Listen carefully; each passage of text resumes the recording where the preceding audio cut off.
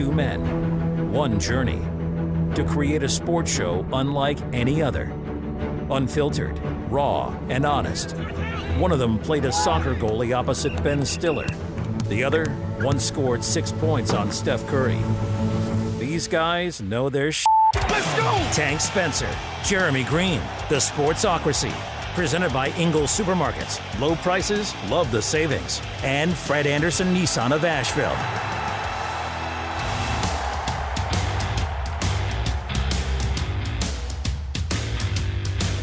And welcome into the Sportsocracy here on ESPN Asheville. It's 92.9 FM, 880 AM, and 1400. The Sportsocracy heard everywhere on the iHeartRadio app, and we are seen everywhere on YouTube. Just go to thesportsocracy.com, click on that live video link.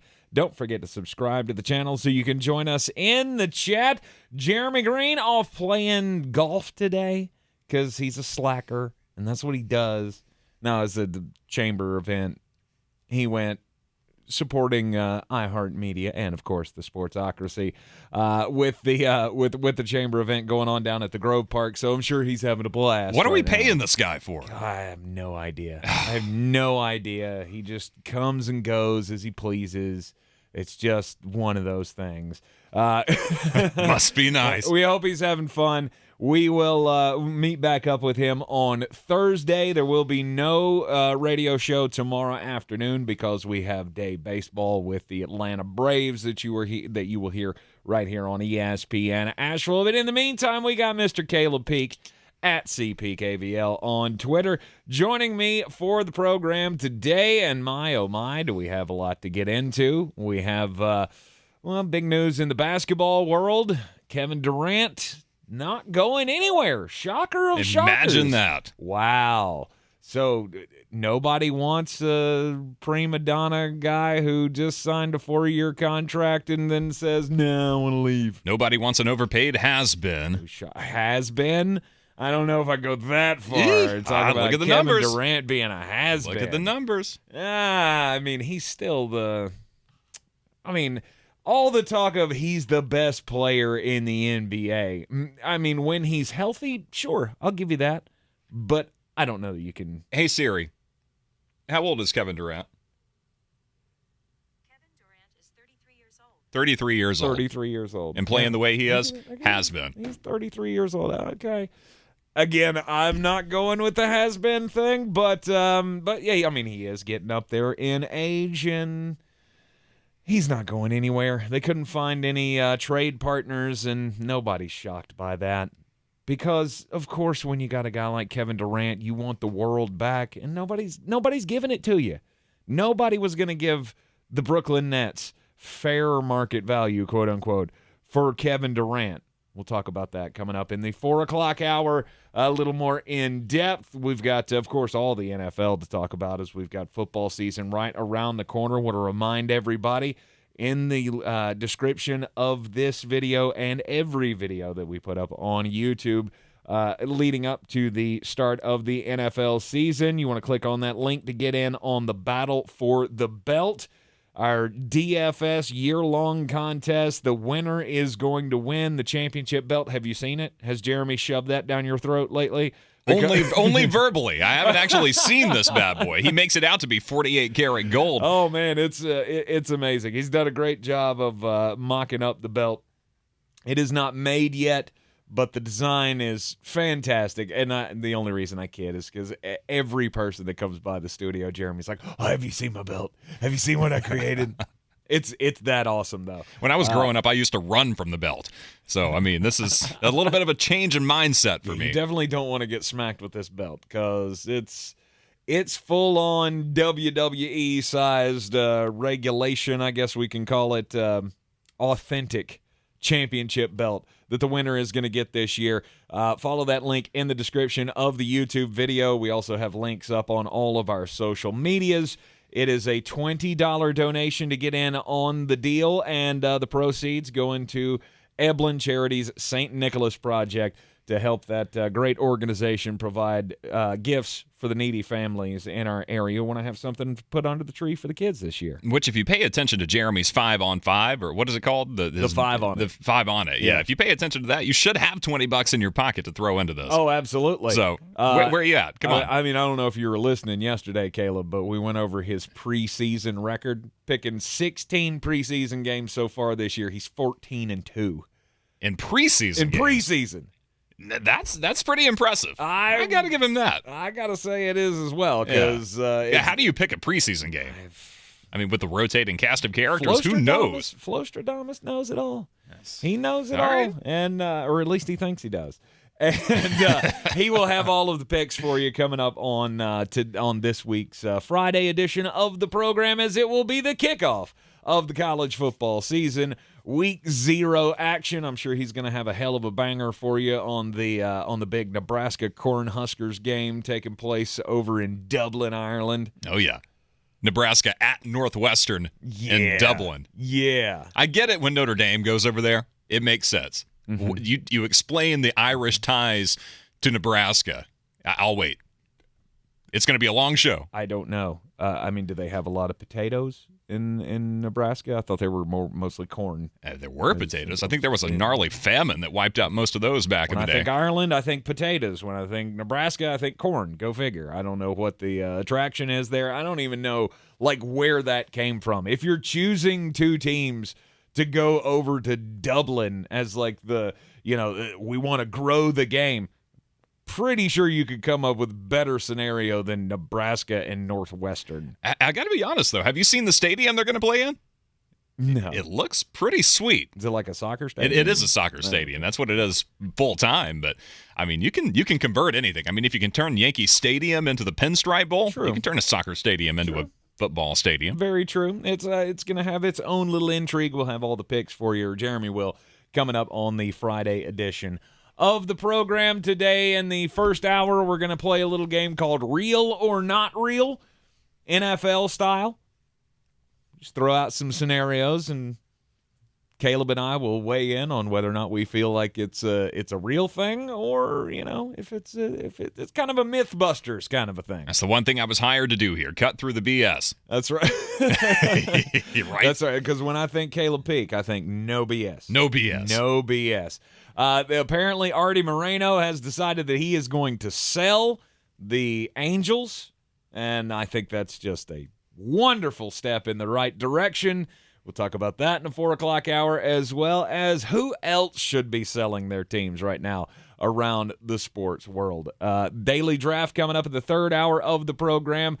Caleb and I going to pit our wits against each other in drafting the best quarterback wide receiver combos for the 2022 NFL season. All your comments as well, get them into the chat, and we will try to address those as much as possible throughout the program today. Jeremy's usually the one that keeps the eye on the social media and all of that, so I will do my best to keep up with that. We welcome everybody into the program once again. First up, though, number one story of the day in college football: Nick Saban.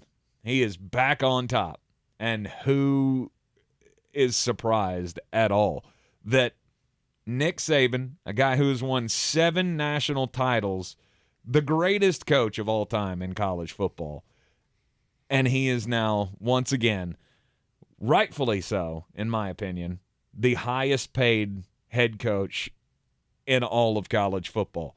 He was not going to be outdone by his understudy, Kirby Smart, who got the 10-year, $112 and some change $1 million deal from Georgia this year. And now Nick Saban has a contract extension with Alabama that is going to carry him up to his age 78 season. He'll be 78 years old in 2030 by the end of this contract. It is for $93.6 million. He is now going to be making an average of $11.7 million a year, which means he now makes $500,000 more than Kirby Smart when Kirby got the deal from Georgia. rightfully so, or Absolutely. I mean, when you think of Nick Saban, right? It's not just a college football coach. This man has built a deityship around himself. You saw SEC Media Day, right? Or the two media days, Media Week, if you will. Right. And when Brian Kelly walks in, it's cool. Oh, hey, BK, how you doing? Glad to have you in the SEC. Kirby Smart he's on a pedestal. Great to see you. You national championship winning coach. Really good to have you here. When Nick Saban walks in and sits down, you can hear a pen drop, and ain't nobody bending down to pick that pen up. I mean, it's all eyes are locked on Nick Saban. It is quiet on the set, and it's the utmost respect. Love him or hate him, there is nothing you have to respect Nick Saban for what he's been able to accomplish. He's 100%. eclipsed Bear Bryant's greatness. He is the greatest college football coach of all time, and rightfully so. He should be the highest paid, just simply because of what he has done for the sport of college football. In however long it's been, it hasn't been that long. What was it, 2007 when he took over at Alabama? Without having that in front of me, it's been quite some time. Somewhere in there. Yeah, somewhere in the mid-2000s. In that time period, you think about how far college football has come to the juggernaut that it is today. I mean, it's NFL football on top of the charts, college football right there behind it. I mean, the two are they're inextricable from one another. The college football is the greatest feeder that the NFL will ever hope to have. You can't have one without the other. And so much of that has to do with Nick Saban, with what he's done for the sport itself. Why not pay the man? He's worth every dime of it. Absolutely. 6 national championships since he's been at Alabama. He has that other national championship from LSU as well, to his credit. And what can you say? What can you say about Nick Saban to say he doesn't deserve this money? I mean, I know all of the non-sports fans, and they'll come out of the woodwork and go, "Oh, it's unbelievable that a guy makes that much money coaching football." But clearly, he generates more money. I mean, he generates more money for the state of Alabama than I think income taxes do. I believe that 100%. Right. Yeah. It's 200 in his career at Alabama. Well, 26 season as a collegiate head coach. This is across the board. 274 wins, 67 losses, and 1 tie. That's a winning percentage of .803. 8 SEC championships, 10 SEC titles in the regular season, 7 natties, like you mentioned. I mean, it's what hasn't the man done? And here's something that I've mulled on for a long time. I've been waiting for this day to come. What would it take to make Nick Saban walk away? Because at this point, he's accomplished everything. He's reached the mountaintop. National title after national title. They just keep coming. And he in himself is the ultimate recruiting tool. When you have reached the point in your career that Nick Saban has, you just showing up at somebody's house is enough to convince them. You just have to sit down in front of them and say, "I want you at Alabama." What are you going to say? Right. Sure. Sign me up, coach. I'm in. There's not too many players that are going to say no. Let's go win a national title. Another one. Right. So until this point, I've been wondering, what would it take to get this man to walk away? Because at any point, he could throw up his hands and say, "I've done enough. I've done everything I want to do. I want to go live at the beach. I'm out." And, no remorse for him. Alabama's going to lose their minds, but Nick Saban has done what he came to do. Right. This gives him an incentive to stay and coach until he's 78 years old, because the clock is ticking. Although he is a deity in the world of college football, he's still a mortal man. He's not going to live forever. And you got to think, someone who works as hard and as long and for as long as Coach Saban has, and this is coming from somebody who is the furthest from an Alabama fan that you could possibly be. I despise Alabama football, but to see what he's done, it's just mind-boggling. And I forgot where I was going with that. I'm fanboying right now because, I mean, this is a mind-boggling sum of money. Right. Even for someone who has all the money in the world. Just shy of $100 million over the next 10 years. Yeah, I would coach until I'm 80 years old for that. Right. You better believe it. Yeah. Tyler Cunningham in the comments on the YouTube stream says, "Tank, you love Nick Saban, but hate Alabama. I don't understand it." Okay, let's get past the word love. I don't love Nick Saban, but I can respect the man.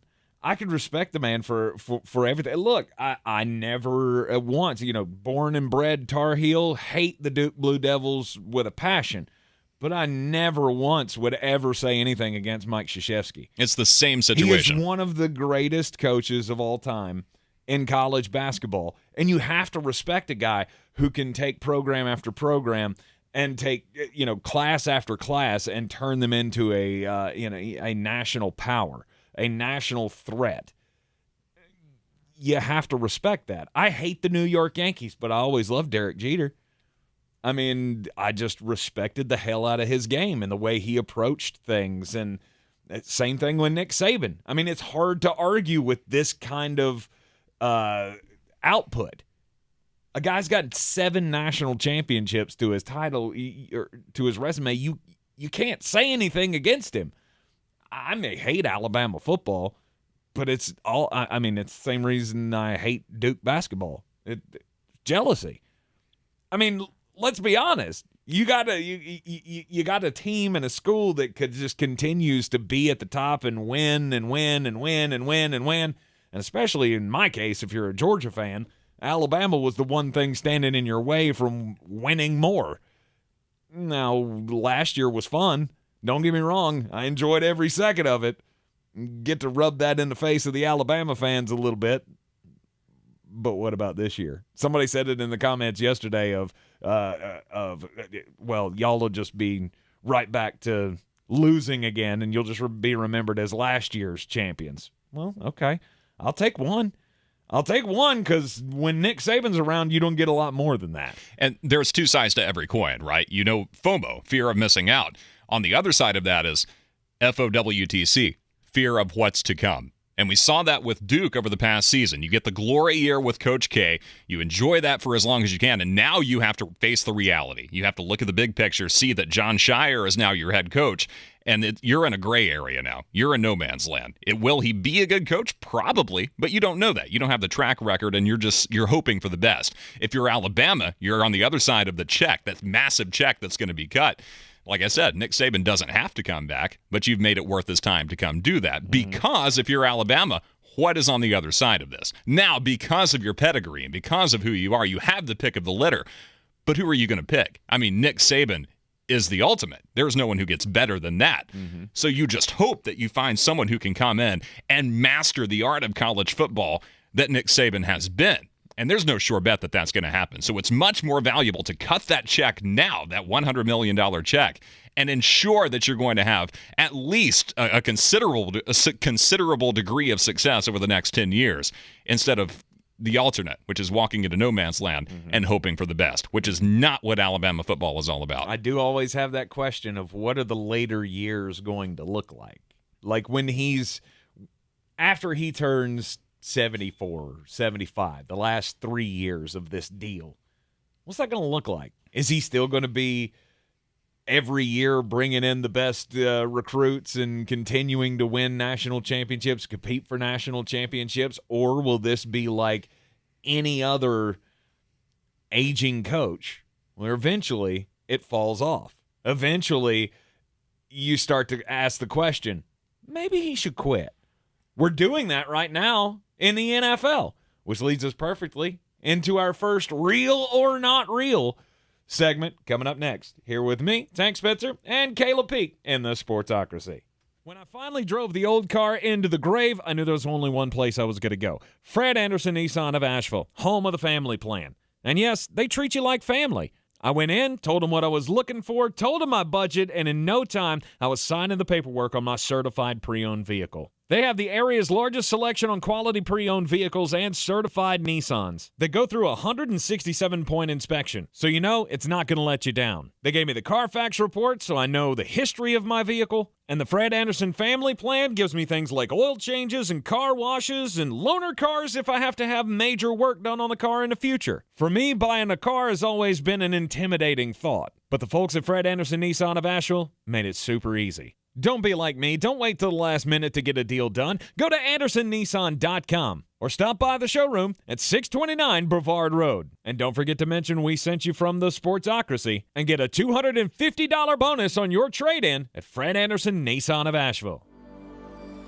Our communities are filled with wonderful people who make living here great. At Home Trust Bank, we're proud of that. And that's why we focus on helping homeowners prepare for what's next. Our local mortgage bankers have the experience you need and exceptional personal service you'll appreciate.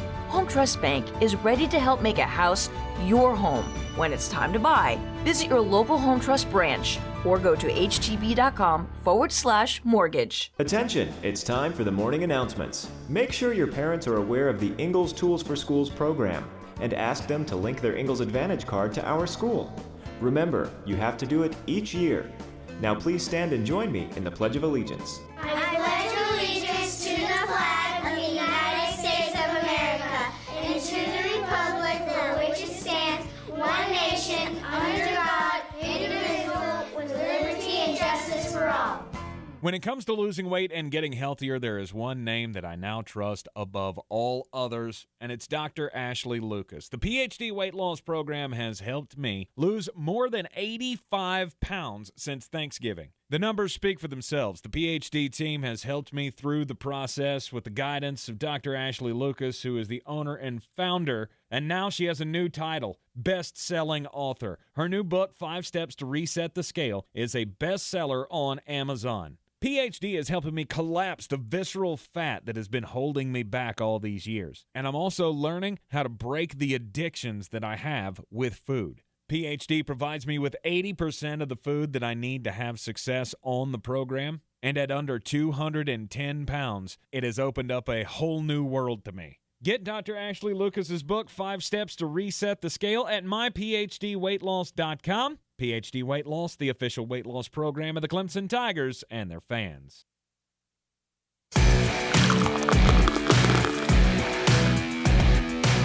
The Sportsocracy. Ice up, son. Ice up. Back here in the Sportsocracy on ESPN Asheville, inside the Ingles Studio. We're always brought to you by Ingles Supermarkets. Low prices, love the savings. Yes, Nick Saban gets the contract extension through 2030. That is now going to make him the highest paid, once again, head football coach in college football at $11.75 million a year. There's one point I got to make. Before we went to break, you're talking about whether or not we're going to see the age of Nick Saban set again, whether or not coaching until 78 will really affect him that much. And the answer to that is no. And here's why. There's a Sports Illustrated article I read probably maybe 3 years ago at this point that was talking about summer workouts in Tuscaloosa. And the fact that you wouldn't hear anything out of Nick Saban for the most part. He would stand there with arms crossed. He would prowl and just kind of walk around and observe while his assistant coaches did what they did, worked with their skills groups and everything like that. But when something would go wrong or when a play when they got to the final full scrimmage portion of the practice, when something wouldn't go according to plan, it was described in the article as the quote-unquote voice of God, which is kind of where we get to this whole deity of college football thing. Run it again would come booming down. And not only would the players perk up and listen, but even the assistant coaches would shake in their boots a little bit because this is Nick Saban, and he's not happy. You better fix it, and you better fix it quickly. So he doesn't overexert at practices. He doesn't really overexert during the games either. He's not the fiery Dabo Swinney, grab you by the face mask. At least not anymore. He was at one point. He's chilled back from that a little bit now. He's like Coach K a lot. He saves it on the sidelines, and in the locker room where the cameras aren't and the media members aren't, you don't really know what goes down in there. Right. But he's at the point in his career where he can let his assistant coaches do their thing. He doesn't have to overexert and kill himself coaching. But when it's time to step up and do the job, he knows exactly how to do that. Just because a coach is getting older doesn't necessarily mean they're going to lose their edge or not be able to recruit as well or whatever keeps them relevant. But we've seen it time and time again. I mean, you think back to the longest tenured coaches in, football history. Somebody mentioned Bobby Bowden in the comments of the YouTube stream. That's a great example. Bobby Bowden, who led his team to, undefeated season after undefeated season, or at least in ACC play. Right. For years. And then the last few years from, 2005 to 2009, his best record for a season was 9-4. Well, the man was also getting sick, too. Sure. And I'm not trying to disparage him. I'm just saying you see it kind of fall off. Either the message gets stale or you can't recruit like you used to. Joe Paterno, another one. Right. Later years of his career, Penn State was not the world beater that they once were in his heyday. Will we ever get to that point with Nick Saban? And I tend to agree with you, no, because Alabama is going to be at the top of college football. The SEC is going to be making more money than God, and they're always going to have the money to keep getting the recruits at the level that they've been doing, and I just don't know that I see it. I mean, we didn't really see it with Coach K all that much. I mean, hell, it was his swan song year, and his team was in the Final Four. Granted, they lost to my Tar Heels, but Twice in a row. But it doesn't necessarily mean because a coach is getting older that you're going to see the team fall off at the end of the contract. It's just, you think about a 78-year-old coach, the possibility comes up. Now, if anybody can continue to win national championships for the next 8 years, I would say Nick Saban probably more than likely is going to continue to do that. And it brings us to our first NFL real or not real question of the day. Bill Belichick and the New England Patriots. This continues to just fester of this offense is horrible. They look god-awful in practices. They look god-awful in preseason games. Mac Jones is not a dynamic quarterback. They don't even have an offensive coordinator. You got 3 defensive guys between Belichick and Joe Judge and Matt Patricia, all like trying to figure out how to call an offense. And you would argue he doesn't really trust either one of those guys. He doesn't trust anybody but himself. Exactly. And that's why we're in the situation we're in. Belichick doesn't trust anybody but himself. He thinks he's smarter than everybody else. And this was a team that, yes, they made the playoffs last year. Yes, they were a couple of games away from possibly winning that division over the Buffalo Bills, which would have been the surprise of the year last year. But now you look at a roster that's not very talent-laden. They don't have a lot of weapons for Mac Jones to use. And I still think this could very well be the year that we go, yeah, Bill Belichick's not what he used to be. He's getting up there himself. Mm-hmm. I mean, the age is starting to show on this man. He's griping more. He's grumpier than he's ever been, which is really hard to quantify for Bill Belichick. But so what's the fact or fiction aspect of this? So the real or not real is the New England Patriots. Are they this bad, do you think? Or is it just growing pains with a new offense, and it'll take some time for them to hit a Belichickian stride? Or are they the worst team in the AFC East? You kind of think about when Peyton Manning came in with the Indianapolis Colts, right? And his first half of the rookie season was awful. Mm-hmm. I mean, bad, to quote Jeremy Greene, bad. He turns it around in the second half and becomes one of the best quarterbacks in the league. So it's truly a tale of two halves for Peyton Manning. The problem is that doesn't really relate to Mac Jones because he's not a rookie anymore. He's had a year to feel this out, and he's had a pretty good offensive line, decently good in front of him. Not as good as Tom Brady enjoyed over the years, but enough for him to get settled in.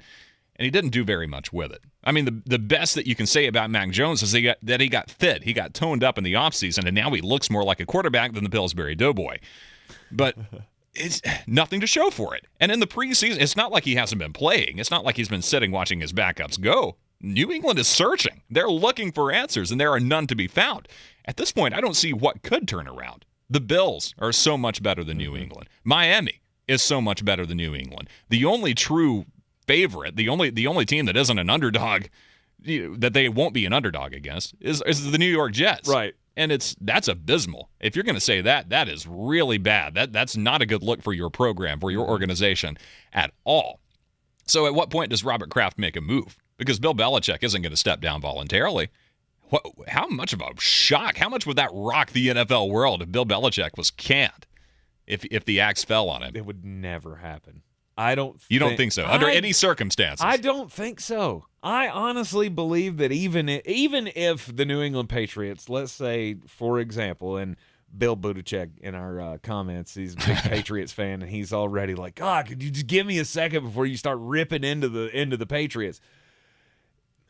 And the reason we go down this path is because, to me, it's so unbelievable. You never would imagine that a guy like Bill Belichick, who was heralded for decades as the greatest coach in the NFL, would find himself in this position with a team that I have no faith in them. I have very little faith in the New England Patriots, and it's only because Bill is who he is that I don't automatically just sew this up and go, yep, that's the worst team in this division. I thought they were bad last year, and they ended up winning, 9 games last year, 10 games, and making the playoffs. And, yeah, they got stomped in the playoffs, but I'm not Jeremy Greene. To me, making the playoffs means something. It's better than not. Exactly. I mean, in some situations. Sure. I mean, if you sell the farm to get into the first round of the playoffs and then you get stomped and then you have no future, then that's maybe not the best decision making. Indeed. But, there's a time and a place to tank. But if it were not for Bill, I would say hands down this is the worst team in this division. Not close. Jets have at least a brighter future ahead of them with all the draft picks that they've accumulated and the new coaching scheme and the GM and all of that. I look at New England and I go, you got Bill and that's it. And that's the only reason I'm not jumping off a bridge going, yeah, you're definitely the worst team in this division. Yeah. New England is hanging on to a past that doesn't exist anymore. The reality that New England is living in is no longer the reality for the rest of the NFL. But there would never come a time. Like, I feel like the New England Patriots could be as bad as I think they are and win 4 games this year. And I don't think Robert Kraft would do anything. Bill Belichick has a job until he's dead, if he so chooses to keep it that long. Same thing with Nick Saban. There's some dudes that you just don't make that change unless there is sustained failure. You go down the list here. I'm taking a quick look at the schedule, and it is tough game after tough game after tough game, which 5 years ago, looking at the schedule, the Patriots could realistically go 13-3, if not 14-2. But right now, with the Dolphins coming in, you have to think Miami at least splits the season if they don't get the season sweep. You probably beat the Steelers in week 2. That's a 1 o'clock game, though. In years past, that probably would have been a Sunday night football game on NBC. Mm-hmm. That was a 1 o'clock get it out of the way game. The Patriots should win that one. But the Ravens, the Packers, even the Browns, I think New England is, well, without Deshaun, that changes the game a lot. So New England probably wins that game. You've got a 2-game slate in the middle of October 16th and the 24th, when you visit Cleveland and then the Bears come to Foxborough. You probably go on a 2-game winning streak then. You've got the Jets in town right after that, and I would watch out for that game on October 30th, the day before Halloween. You're going into the Meadowlands, and if New England loses that game, that's your bellwether. That's going to tell you how the rest of the season is going to go, and it ain't going to be pretty if New England goes into New York and comes out with their tail between their legs. Ooh, you know what I smell? Jets +7.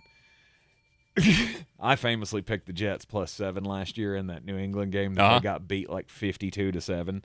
It was a thing. You are in the Sportsocracy here on ESPN Asheville, and just coming across the wire here. Thanks for the heads up in the YouTube chat. J.C. Jackson, former New England Patriot, current Los Angeles Charger, underwent ankle surgery today. He's estimated to return in 2 to 4 weeks. So at least it wasn't a serious injury.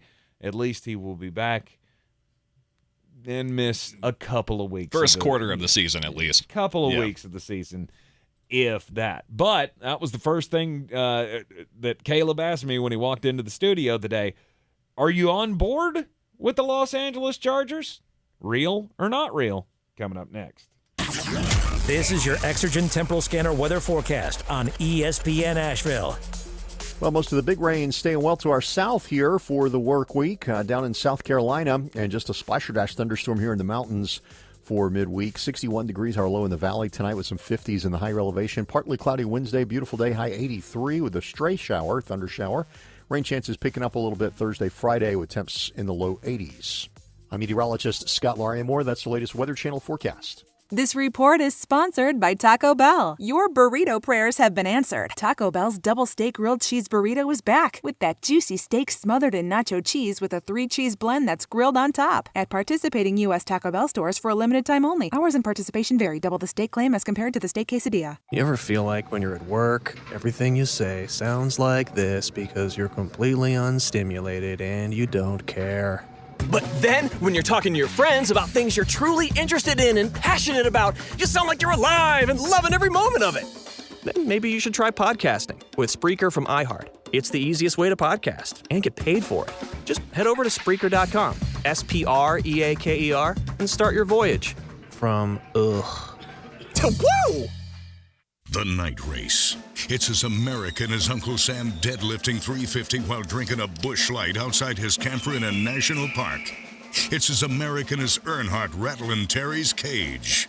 It's the Bass Pro Shops Night Race at Bristol Motor Speedway. And it's a cutoff race in the NASCAR playoffs. You remember what happened last year, right? Be there September 17th. Go to bristolmotorspeedway.com and get your tickets before they're gone. Can I get a hell yeah? I wanted to know why some people who get COVID-19 get it so bad. I found out it may be because they have a high risk factor, such as heart disease, diabetes, being overweight, smoking, and asthma.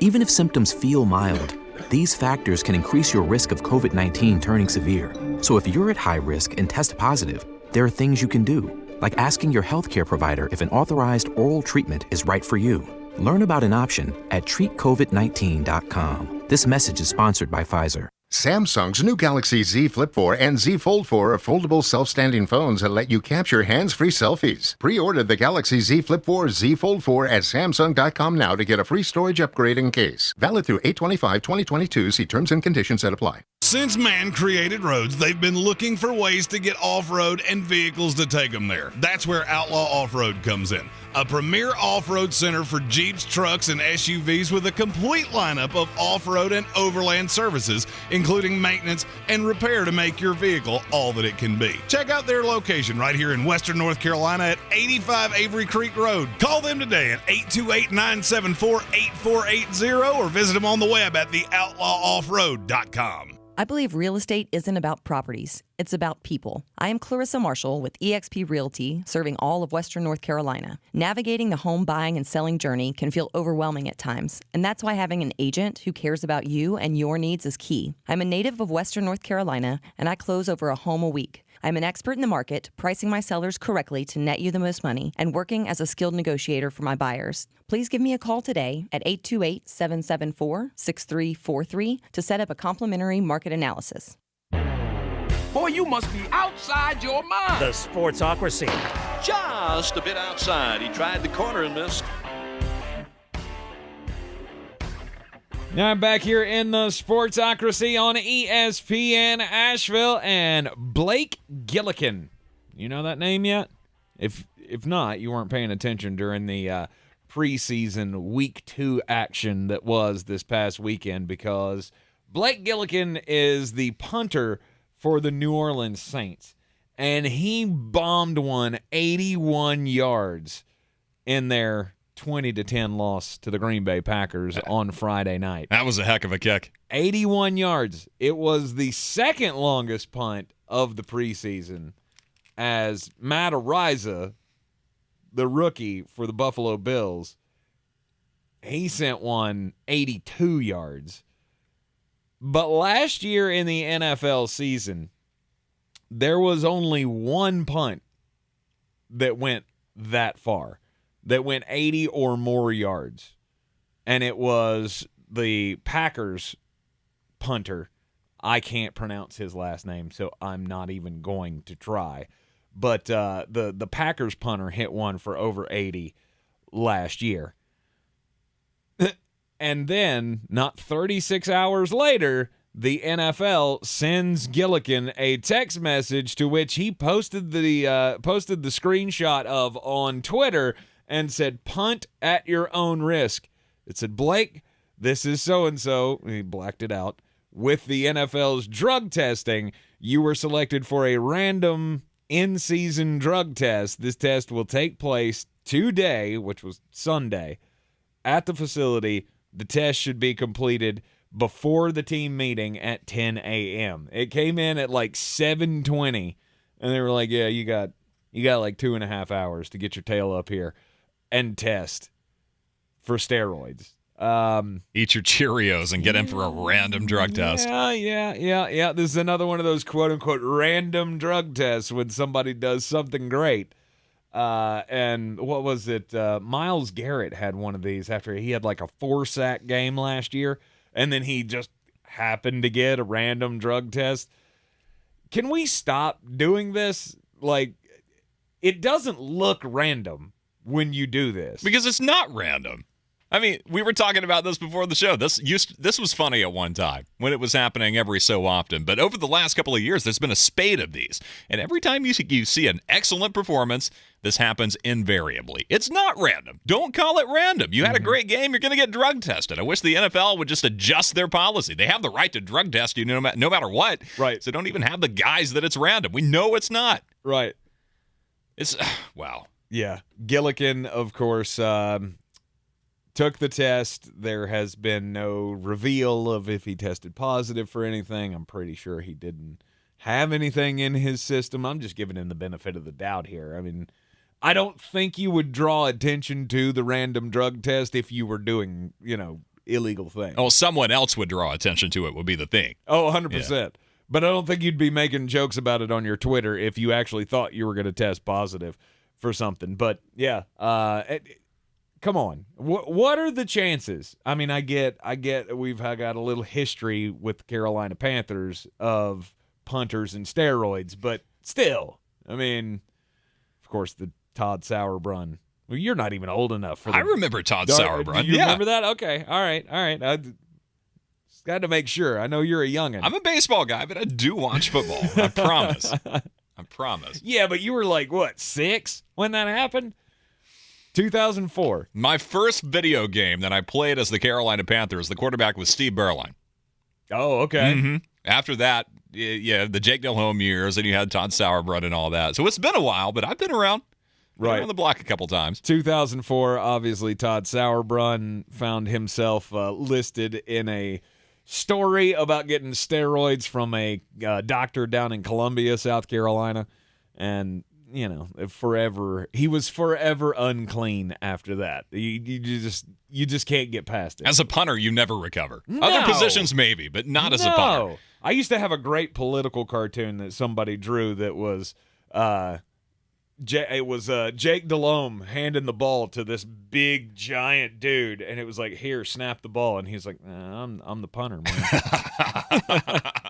I think I've still got it in my desk, actually. Low blow. Hey, but the moral of the story is, so we've had 2 80-plus yard punts over the course of one preseason, and neither one of them, the drug tests have all come back clean. If this is the new norm, how much more exciting is punting about to be? Oh, absolutely. I mean, it's no longer 4th and go for it. I mean, the punt is about to be the highlight of the game. Well, that was the other thing about Gillikin's kick was, look, Ariza's bounced, and it was just a perfect punt. I mean, 82 yards. It was great. Just end this over one end. Cleared 80 yards in the air, and they were like, okay, yep, time for a test. Time for a test. I mean, we've seen the video of Nick Chubb squatting 600 pounds. I'd like to see what this guy can leg press. I mean, it's got to be serious, right? Should be. I mean, well, let's go to the Bronx for a minute. Okay. You probably didn't see the Yankees and the Mets over game 1 last night. There's another game of the 2-game Subway Series, the second series of the season, playing tonight. But last night was the one that kind of left everybody in shock. You've probably seen the video of the random guy in the crowd who's just sitting there with a beer next to him. And he's doing something. He's got some kind of utensil in his hand, and he's working diligently on something. You can't see it until the camera moves over a little bit. He's poking a hole through a hot dog. I don't know if it's a foot-long hot dog or what. It had to have been, right? It's got to be a lengthy Frankfurter. Uh-huh. He makes a hole all the way through this dog, then picks up his beer, stirs it a little bit, and casually begins using his hot dog as a straw to drink his beer. And the internet is ablaze over this. I mean, this has ripped society apart because why not? Like, we need another thing to tear this country to shreds. It's because, I mean, I personally, you do you. I mean, I'm not going to sit up here and browbeat you for doing your thing because, let's be honest, the 4th of July hot dog eating contest, this is commonplace. Maybe not drinking your beer because there's no beer on the stage with a hot dog, but you see these guys dunking the dogs and everything and the bread in the drink and shoving it all in their mouth. Now, this is a little more tactful than that, but I don't know. It's the last thing you would expect, I guess. I mean, what do you think? Would I ever catch you dead in the water doing this? No, not a chance. Of all of the jokes that can be made of you sucking a drink through a hot dog, not a chance in the world you would ever find me doing that. First off, I don't even know why you would even think that would be a good idea. Hey, I'm not doing anything with this meat product. Why don't I just drink my drink out of it? I mean, does it really add anything to the flavor of your beer that you're drinking it through processed pig parts?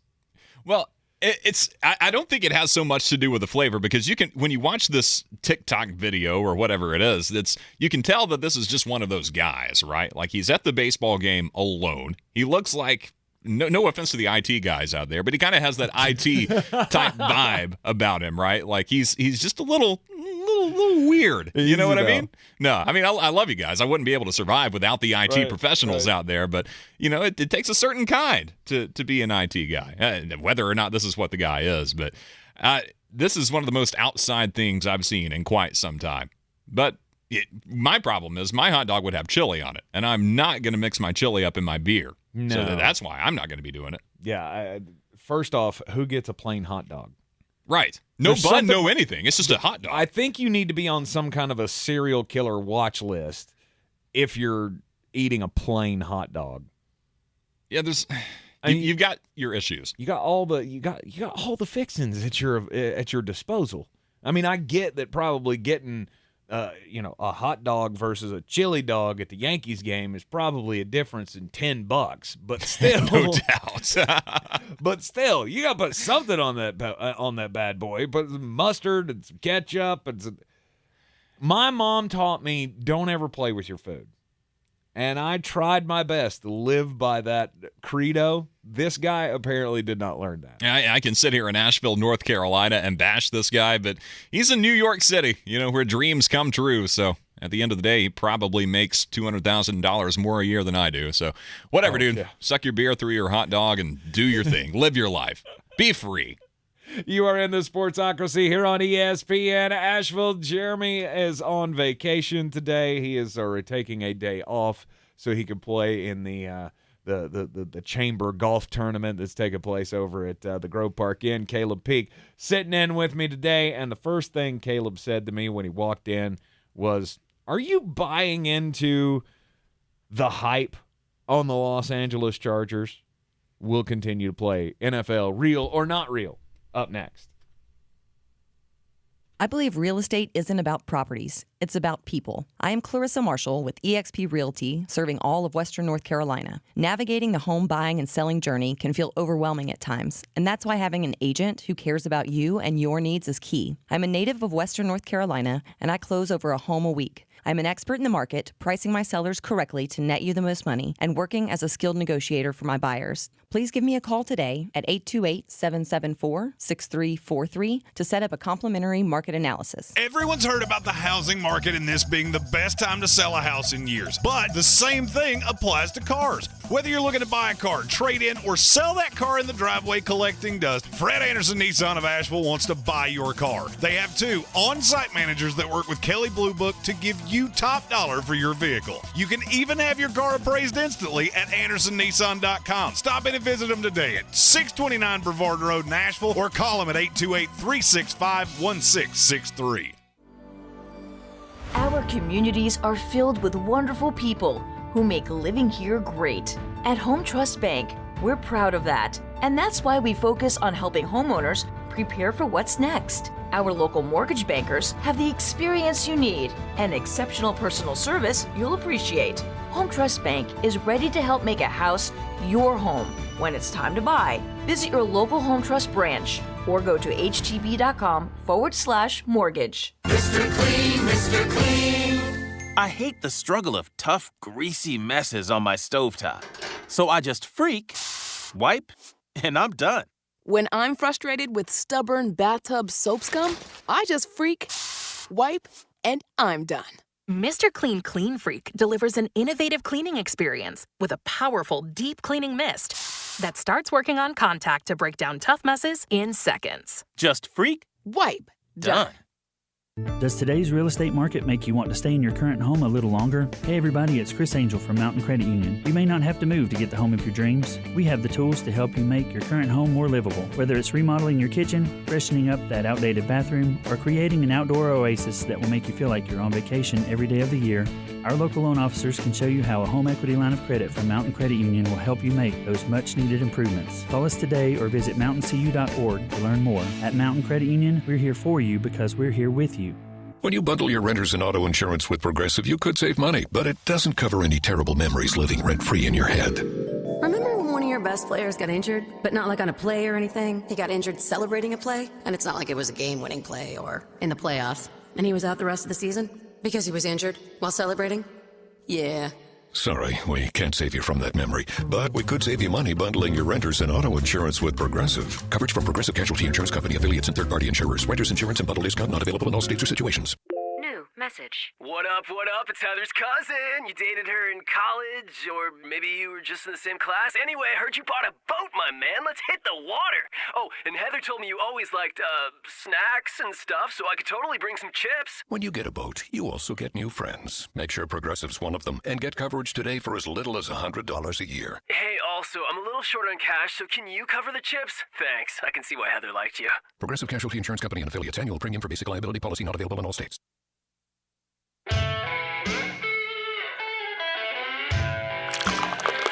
The Sportsocracy. These guys are a f***ing disgrace. It's ESPN Asheville. You are in the Sportsocracy. Check us out at thesportsocracy.com. Don't forget to join in on the battle for the belt, our contest to decide Beer City's best fantasy football player. Year-long DFS contest, and at the end of the year, whoever's got the most points going to end up taking home the belt. Yes, it is a full-on championship-style wrestling belt. It's got all our logos on it. It's got 2 goats on it. It's phenomenal.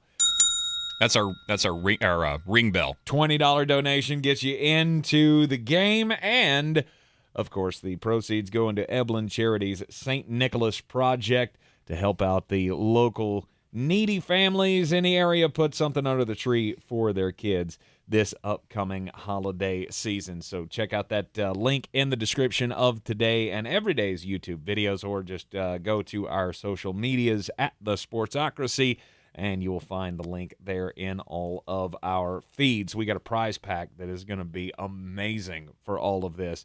Our good friends at WNC Auto Detailing have given up $500, a $500 voucher for the winner. We got a $500 Amazon gift card that has been given to us for the winner of this contest. We'll have Ingles gift cards. We're getting everybody, all of our great sponsors, in on the game here, and you want to be a part of it. So again, click on that link in the description of today and each day's video leading up to the NFL season. And as we're talking NFL, we're playing a little game here, real or not real, which we're going to string along through the entire program here. So if you've got a question that you'd like to pose, post that up into the YouTube comments, and we will get to that at some point throughout the show today. But when Caleb walked into the studio this afternoon, he said, I just heard somebody on ESPN say that the Los Angeles Chargers can win the AFC West. And you asked me if I buy that or not. Were you shocked at my answer? Not really, because I've heard you. It's been building up. You foreshadowed it a little bit with your love of Austin Eckler, Justin Herbert, and the guys. And I had a feeling that's what you were going to say. I just wanted it to come out of your own mouth. Yeah, I fully believe they have a real chance at winning this division. I see them as the favorite coming in. We had the news earlier today, J.C. Jackson, who they picked up from the New England Patriots this year. He had to have ankle surgery. and he's going to be out 2 to 4 weeks, so it's not going to be a long absence for him. But you have J.C. Jackson there. You have Khalil Mack just joined that team. Joey Bosa. They've got all the stars on offense, an unbelievable offensive line. They have all the pieces to make a serious run at a Super Bowl this year. And look who's playing right behind J.C. Jackson, Asante Samuel Jr., who is almost ready to assume that starting role. You can give him a little while longer, but he's not a bad replacement in the absence of J.C. Jackson. J.C.'s going to be the one, and Asante Samuel will be the 2. I just look at Brandon Staley and go, second year, I'm going to give you a little bit of leeway, but you better make the playoffs this year. Yeah. Staley's a defensive guy, and it's no surprise to anybody that the defense is what he's heralded himself on. I mean, that's been the largest improvement between last year and this year, is now Los Angeles has a defense they can hang their hat on, and that's what's going to be fun. And that could be the thing that separates them from Kansas City. I mean, how much better is Los Angeles than Kansas City? In a head-to-head matchup, is it a season sweep, or do they split? I think they probably split, but that's just going on the magic of Patrick Mahomes and Andy Reid. On paper, I don't even think they're close. On paper, I mean, obviously, you got to give Patrick Mahomes and Travis Kelce and the bright spots of that of that entire team. You got to give them their credit, but I can double you with the amount of talent that I have on paper, I feel like, with the Los Angeles Chargers. Well, I think you're on paper. Yeah, that's the key phrase right there. You look at these 2 depth charts, and Los Angeles looks like they should run away with it all.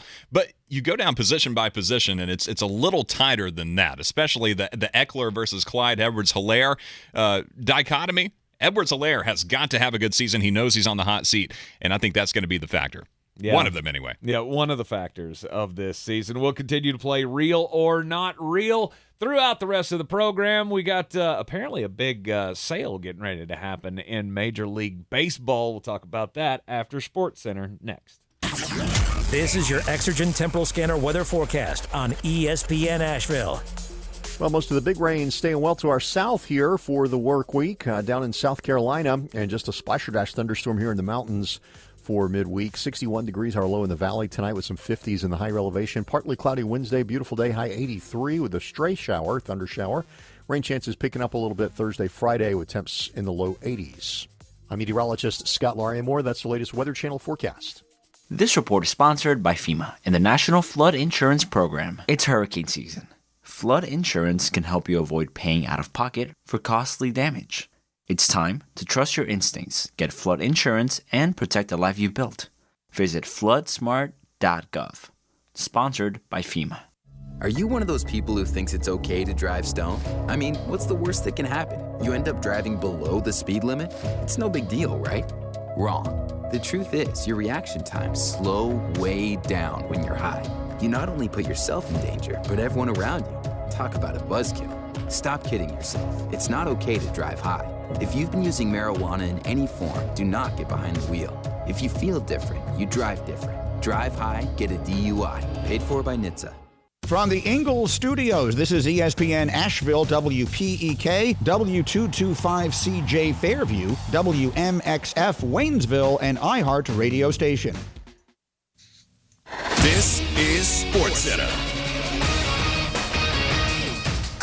I'm Christine Lisi. There will be no one-way ticket out of Brooklyn for Kevin Durant. His trade request is no more. According to a statement today from GM Sean Marks, Nets brass met with KD and his agent yesterday and said the sides agreed to move forward with their partnership focused on basketball and winning a championship. Following the Marks statement, the Nets' odds to win an NBA title shifted from 18-1 to 9-1. Even though with KD staying, it will be a challenge for Brooklyn to come out of the East, believes co-host of the Knuckleheads podcast, Quentin Richardson. Still got to respect the Celtics, what they did last year and who they became. You still got to look at, Milwaukee, what they were doing, and they lost Chris Middleton in that playoffs. It could have been different there. And then Philly, with James Harden having a full summer to go get healthy, and I think that's going to be a huge difference in what we see from him. Quentin Richardson on Barton Hahn. Alabama's giving football coach Nick Saban a 1-year extension and a raise. The amended deal runs through February 2030, and will pay him an average of $11.7 million per year. LA Angels owner Artie Moreno is exploring the possible sale of the team. How would you love a chance to save some money on car insurance? Geico can help. Switch today and see all the ways you could save with great rates and discounts. It's easy. Simply go to geico.com to get a rate quote and get started seeing how much you could save.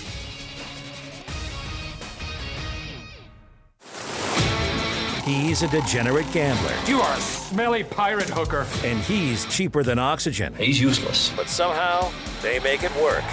Jeremy Greene, Tank Spencer.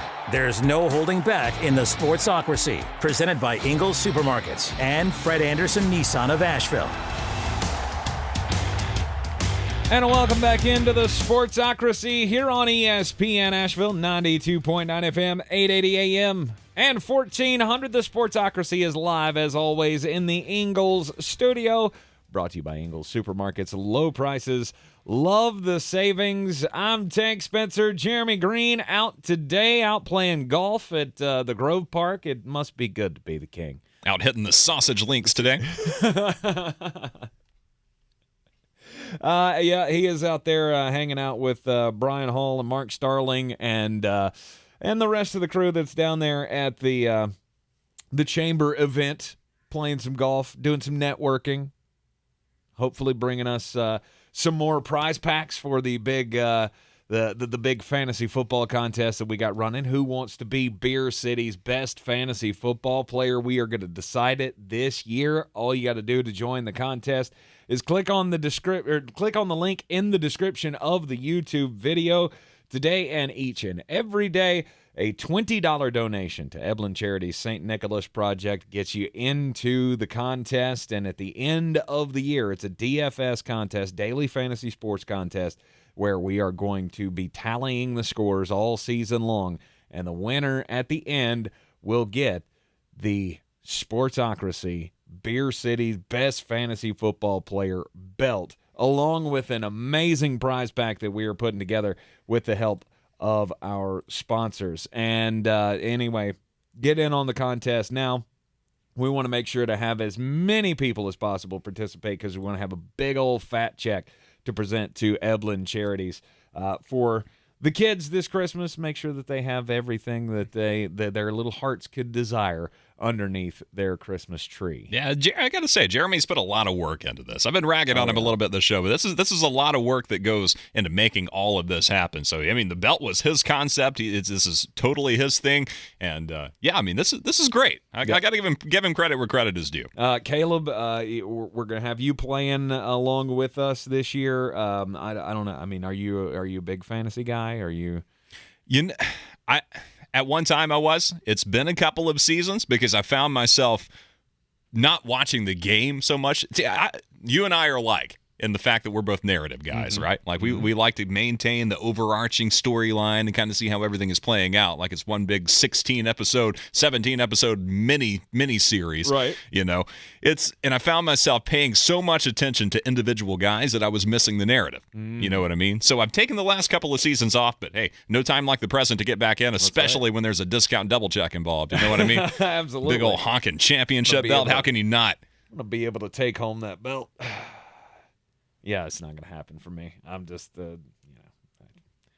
Now that's not a winning attitude. Well, you know, look, I'm a realist. Okay, I like to be a realist, and the chances of me winning the belt not too great. You, on the other hand, the proverbial you, the audience, I'm rooting for you, because I just want anybody but Jeremy to be able to wear this thing after the end of the season. Because he's already going to drive me crazy carrying this thing around once it's actually made, like he's the champion. I mean, yeah, I can hear it now. If you're going to give somebody bragging rights, I hope it's somebody on the YouTube stream right now or somebody listening. Please do us a favor. Absolutely. All right, we got big news in baseball. Surprising news. Not expecting to hear this today, but there is another team that's going to be up for sale. And it's the one team that I have already said, you need to just go ahead and sell this team. It's the Los Angeles Angels. Artie Moreno announced today that he has begun the formal process to, quote, evaluate strategic alternatives, including a possible sale of the team. He bought the team back in 2003 from the Disney company for $180 million and will probably turn around and sell that thing for $1 billion. Easily. I mean, especially when you look at the value of the players that they've got, which has been the most disappointing thing, is they've accumulated all this talent, they've spent all this money on these guys to get absolutely nowhere with it. And that wasn't the case back in the day. When he first acquired the team, I think, what was it? Yeah, 5 playoff appearances in the first 6 seasons that the Moreno family owned the club, which is great. That's exactly what you want. Yay, go Morenos. And since then, you get, the acquisition of Mike Trout, Shohei Ohtani comes along, and it's just the pieces, you've got a couple of them. It's like when you're trying to put the puzzle together, you've got an edge piece here and you've got an edge piece on the other side, but you're not finding anything to connect the two. And that's been the biggest problem for Los Angeles. All this time, all this money, all this hope, and you've got nothing to show for it. So I'll give the Morenos this. At least they know when to jump off the bandwagon. At least they know when to quit, because now is the time. If you're going to offload it, get rid of it while the market is hot and while you can still bring home a chunk for it. But you as the baseball guy, Caleb, I mean, is there a lot of future value in owning a baseball team at this point? It's obviously not as lucrative as owning an NFL team because the NFL makes so much more money than Major League Baseball does. Sure. But how attractive is this, especially with it being a team that's in one of the biggest media markets in the country? That's where you run into issues with this particular deal, is because Los Angeles is saturated with baseball teams. California itself, you look at it, so you got Anaheim, you've got the Dodgers, you've got the Padres, you've got the Giants, you've got the A's. That's 5, all within, California's a big state. That's about, 500 miles between San Francisco and the Oakland area down to San Diego, maybe closer to 600 miles. But still, 5 baseball teams, 5 professional teams in one state, that's a lot. Now and this is what leads me to believe that the Angels could be moving. Now, don't go out there and say, well, Caleb said that this is going to happen. I mean, I don't know for sure that's going to be the case. But if you look at it from a rational standpoint, if I were buying the Angels, I would start looking for somewhere else. And where exactly? You've got options. I mean, the expansion list is out there. Some clubs are looking at Charlotte, for example, as a potential landing place for a new club. I mean, somewhere like New Orleans might be a good place for a baseball team. Somewhere where there's a large population base of people who like the sport, like the product, and want to pay money to go see it. It is a declining value, though. And the longer this goes on, the less interesting, the less lucrative this is going to be. So it's a deal that needs to happen relatively quickly, or maybe the Morenos will just say, you know what, never mind, guys. We're going to take the offer off the table. We'll just hang on to it for a while. And I apologize for lowballing the value of the franchise. According to Forbes, how much do you think the Los Angeles Angels are worth? Ooh, without cheating. 1.4 B. Too low. Are we more in the $3 billion range? Not quite. Okay, so it's between 1 and 3. So let's go with a conservative 2.4. Close. 2.2. Okay. $2.2 billion is apparently what the Los Angeles Angels are worth. Whether or not they are going to be able to sell it for that, I don't know. To me, I look at a baseball team and I go, I'm not so sure this is the best investment. Like, if I had all the money in the world, I don't think a baseball team would be on my short list of things that I would want to purchase, just because I don't know where the game's going. Well, now what do you mean? Now, when you say that, what do you mean? I'm not saying that it's going to disappear or it's not going to. I don't know that I'm going to get the return on my investment like I would with, obviously with a football team or even a basketball team. I would rather have an NBA team than a Major League Baseball team at this point. Yeah. Oh, and it's kind of a stockholder type situation here. It's almost a Wall Street simulation, because when someone goes on the block to sell, more often than not, it's because their team is in the dumps and they want to offload it. That's what's happening with Washington right now. Is that ownership group is looking to offload. Yes. The organization is worth 4 to 5 times more now than it was when they bought it back in the late 90s. You're going to come away with a windfall, and right now it's just dragging you down. You're not doing anything. You're not helping your own situation by owning the team. So go ahead and cut ties with it. It's exactly the same situation with the Los Angeles Angels of Anaheim right now, which is they aren't even second fiddle. At least when you look in the San Francisco area, the Giants are the better of the two teams. Oakland, of course, is second fiddle to San Francisco. You look in the southern half of the state, Anaheim is third on the list. The Dodgers, the Padres, and the Angels in that order. So this is a team that is hemorrhaging value right now, but it's not valueless, again, because you've got Trout and you've got the international phenom in Shohei Ohtani. So there is still a market there for it, and there's room to grow as well. This is a team that should have been winning more, but they haven't been. In the right hands, they could easily become contenders. They could become World Series contenders with the right management and with a front office that is willing to put players in place to get the job done. You just got to find somebody, A, willing to pony up the money, and B, somebody with the knowledge and the know-how to implement the plan, to put it all together, and to get a cohesive project rolling. So that's the task right now for the Morenos, is finding somebody with the pocketbook, with the bankroll, and the competence. And see, the two don't always go hand in hand. You might have money, but you might not have two brain cells to rub together. That's your job as an owner, is finding somebody who is capable, who's worth selling the team to. But you also have to find somebody that baseball is going to be okay with. I mean, we've been through this over the years. When the Cubs were up for sale and Mark Cuban wanted to get into the baseball game, they were like, no. You're too much of a spitfire. You draw too much attention. We don't want you as part of our baseball club.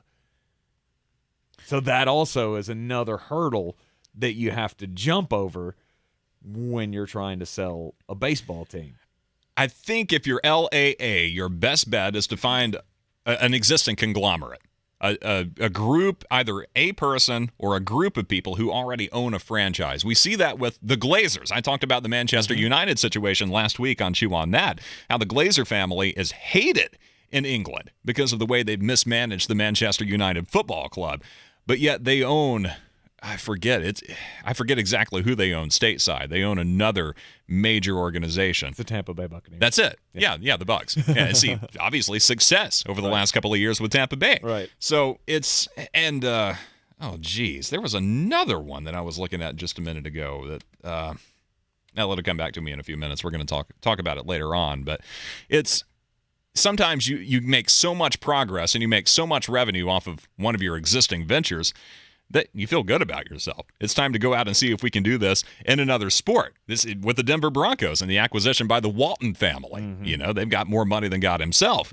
So why not buy a football team and see what happens? And they've taken the extra step of putting football minds where they need to be. So as an ownership group, you're going to step back. We're going to bankroll it, and we're going to let you guys go and make the money for us, and we're going to pay you handsomely for it. It's all about the business model. This is the business side of sports. Somebody has to make the money, and somebody else has to go make you more money. That's why you have all these eggs in one basket. 2 brains is better than 1. 5 brains all trending in the same direction is better than 2.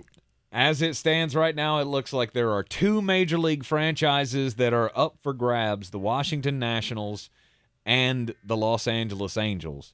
There's been a lot of talk about the Baltimore Orioles either, getting ready to go on the market at some point soon. So, I don't know. It could be a lot of flux in ownership in Major League Baseball coming up here real soon. In the case of the Los Angeles Angels, though, I feel like this is the perfect time. This is the perfect time because you've got a big decision that you need to make on the biggest star that the sport has. And maybe it's time. Maybe it's time that new ownership comes in and actually makes this thing into a winner. We'll talk more about it coming up next here on ESPN Asheville, along with who else in sports needs to sell their damn team. There's a few. This is your time saver traffic on the new ESPN Asheville. Expect delays on NC 191 both north and southbound between Clayton Road and Blue Ridge Parkway.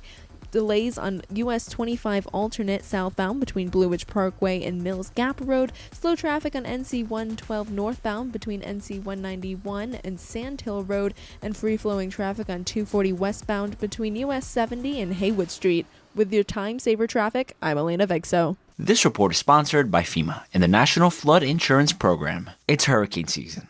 Flood insurance can help you avoid paying out of pocket for costly damage. It's time to trust your instincts, get flood insurance, and protect the life you've built. Visit floodsmart.gov. Sponsored by FEMA. DQ presents... Picture this. Picture the burger of your dreams. It's on the new DQ Signature Stack Burgers menu. A lineup of 5 premium burgers, like the Flamethrower Signature Stack Burger and Loaded A1 Signature Stack Burger, with 100% seasoned real beef patties, melty cheese, and a combo of top-notch toppings and sauces galore. This dream burger is calling your name. But it isn't a dream. You're ordering at the DQ drive-thru. Hello? The DQ Signature Stack Burgers lineup. Try it today. DQ. Happy tastes good. Oh.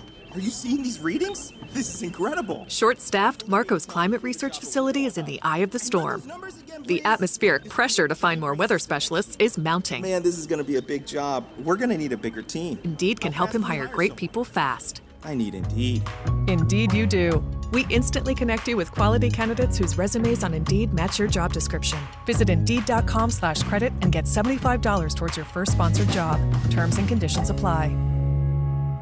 There's a lot of talk about the COVID-19 vaccines, and everyone has an opinion. So I went to somebody I already trusted, my doctor. Talk to your doctor or healthcare provider and make the decision that's right for you. Go to getvaccineanswers.org for the latest information. Brought to you by the Ad Council. Mr. Clean, Mr. Clean. I hate the struggle of tough, greasy messes on my stovetop.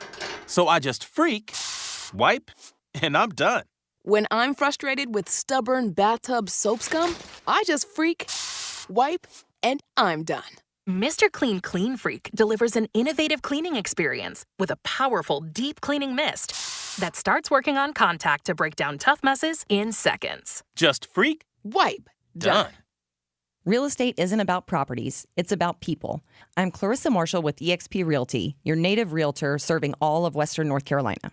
I will work hard for you, and I believe in doing the right thing every time. I market each of my listings to reach out-of-town buyers. I use a professional photographer and drone video on every single listing, as well as collaborate with agents across the country to find your buyer. Check me out online at clarissasellswnc.com or give me a call at 828-774-6343. It would be my pleasure to assist you through the real estate process. Attention, it's time for the morning announcements. Make sure your parents are aware of the Ingles Tools for Schools program and ask them to link their Ingles Advantage card to our school. Remember, you have to do it each year. Now please stand and join me in the Pledge of Allegiance. I pledge allegiance to the flag of the United States of America and to the republic for which it stands, one nation, under God, indivisible, with liberty and justice for all.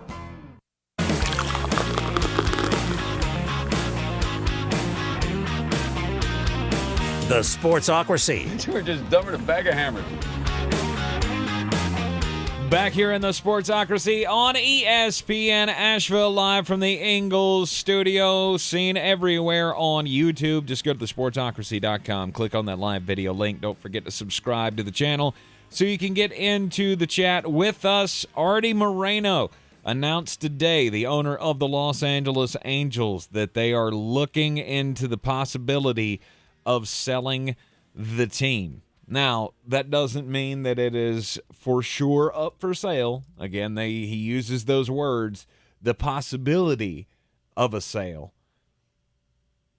But here's the thing. When you have the greatest superstar in baseball history, or at least the modern era of baseball, in Shohei Ohtani. Modern Babe Ruth. Yeah, we have talked about, Caleb, you and I, about they need to do something with him.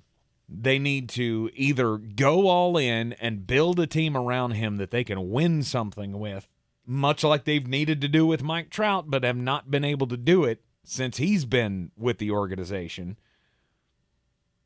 or sell the team to somebody who will. Either that or trade him outright and get a haul for him. again, with the whole trade scenario, I don't think you ever get value back that's equal to a superstar when you make these trades. That's a last-ditch effort. That's Right. when you have no other options. It's the Right. last resort. Right. And Shohei's contract's coming up next year. And what should you do? Should you throw him $500 million and try to build around him? Or do you bail? And that's the big question I think that Los Angeles Angels fans will have about this possibility of a sale is if we bring some new ownership in, what is their objective with Shohei Ohtani? I think that has a lot to do with it because you imagine you want him to be a part of your franchise forever. I mean, you want him to be a Derek Jeter type figure. You want him to be an Angel until the day he dies, essentially. Even after his playing days, the way he's played, maybe you bring him in and make him part of your front office. I mean, you want him to be the face of your franchise for many years to come. If you trade him away, the value of the team plummets, so there's no sense in selling at that point because you're not going to get anything back. It's a conundrum right now for the Morenos, for Angels fans. You're stuck in purgatory right now. Yeah. This is worse than a Baltimore Orioles situation because at least Baltimore has an upside. And if you're thinking about selling the Orioles, here's a hint: don't. Because things are just beginning to work for you. Stephen Tao is going to agree with me on this. I don't know if you watched the Little League Classic on Sunday night with the Red Sox. I'm sure you did with the Red Sox and the Orioles. Unfortunately. I mean, maybe not the best baseball on display that evening, but it was a lot of fun to watch Adley Rutschman and the cast of characters that Baltimore is putting together. Yeah. And they're talking about the culture in Baltimore, which Stephen Tao, again, can speak to this better than I can. I'm not from Baltimore. He is. But apparently it is a baseball city. Like when things are going well, like we saw during the Cal Ripken Jr. years, they are all about their Baltimore Orioles. The problem is it's been so long since they've had something to cheer about that things have just fallen off. People have just stopped caring because there's nothing to care about. So once Baltimore is able to put it back together, you have every reason to believe that it's only going to get better from here. Sky is the limit for Baltimore. Terrible time to sell the team when the sky is the limit. You know what I'm saying? I mean, you agree, right? I do. I agree that you've got something to hang on to, but the question is, are you going to – because that's the game you play with all sports, not just baseball. The game that you play is when is the right time? When is the right time to get out? Do I sell now while it's an attractive product, or do I wait till I screw it up and then try to sell when there's nothing left? Because we see this with all these small market teams, and Baltimore falls into that category as being a small market. I mean, it's right outside the DC. It's in the DC metro area. I get that. But I consider Baltimore to be a small market. Yeah, it's not New York franchise. I mean, that's for sure. Exactly. But you see this time after time. They get a couple of young stars in, and then, there they go. Off to the Yankees, off to wherever. And it's just it's a vicious cycle.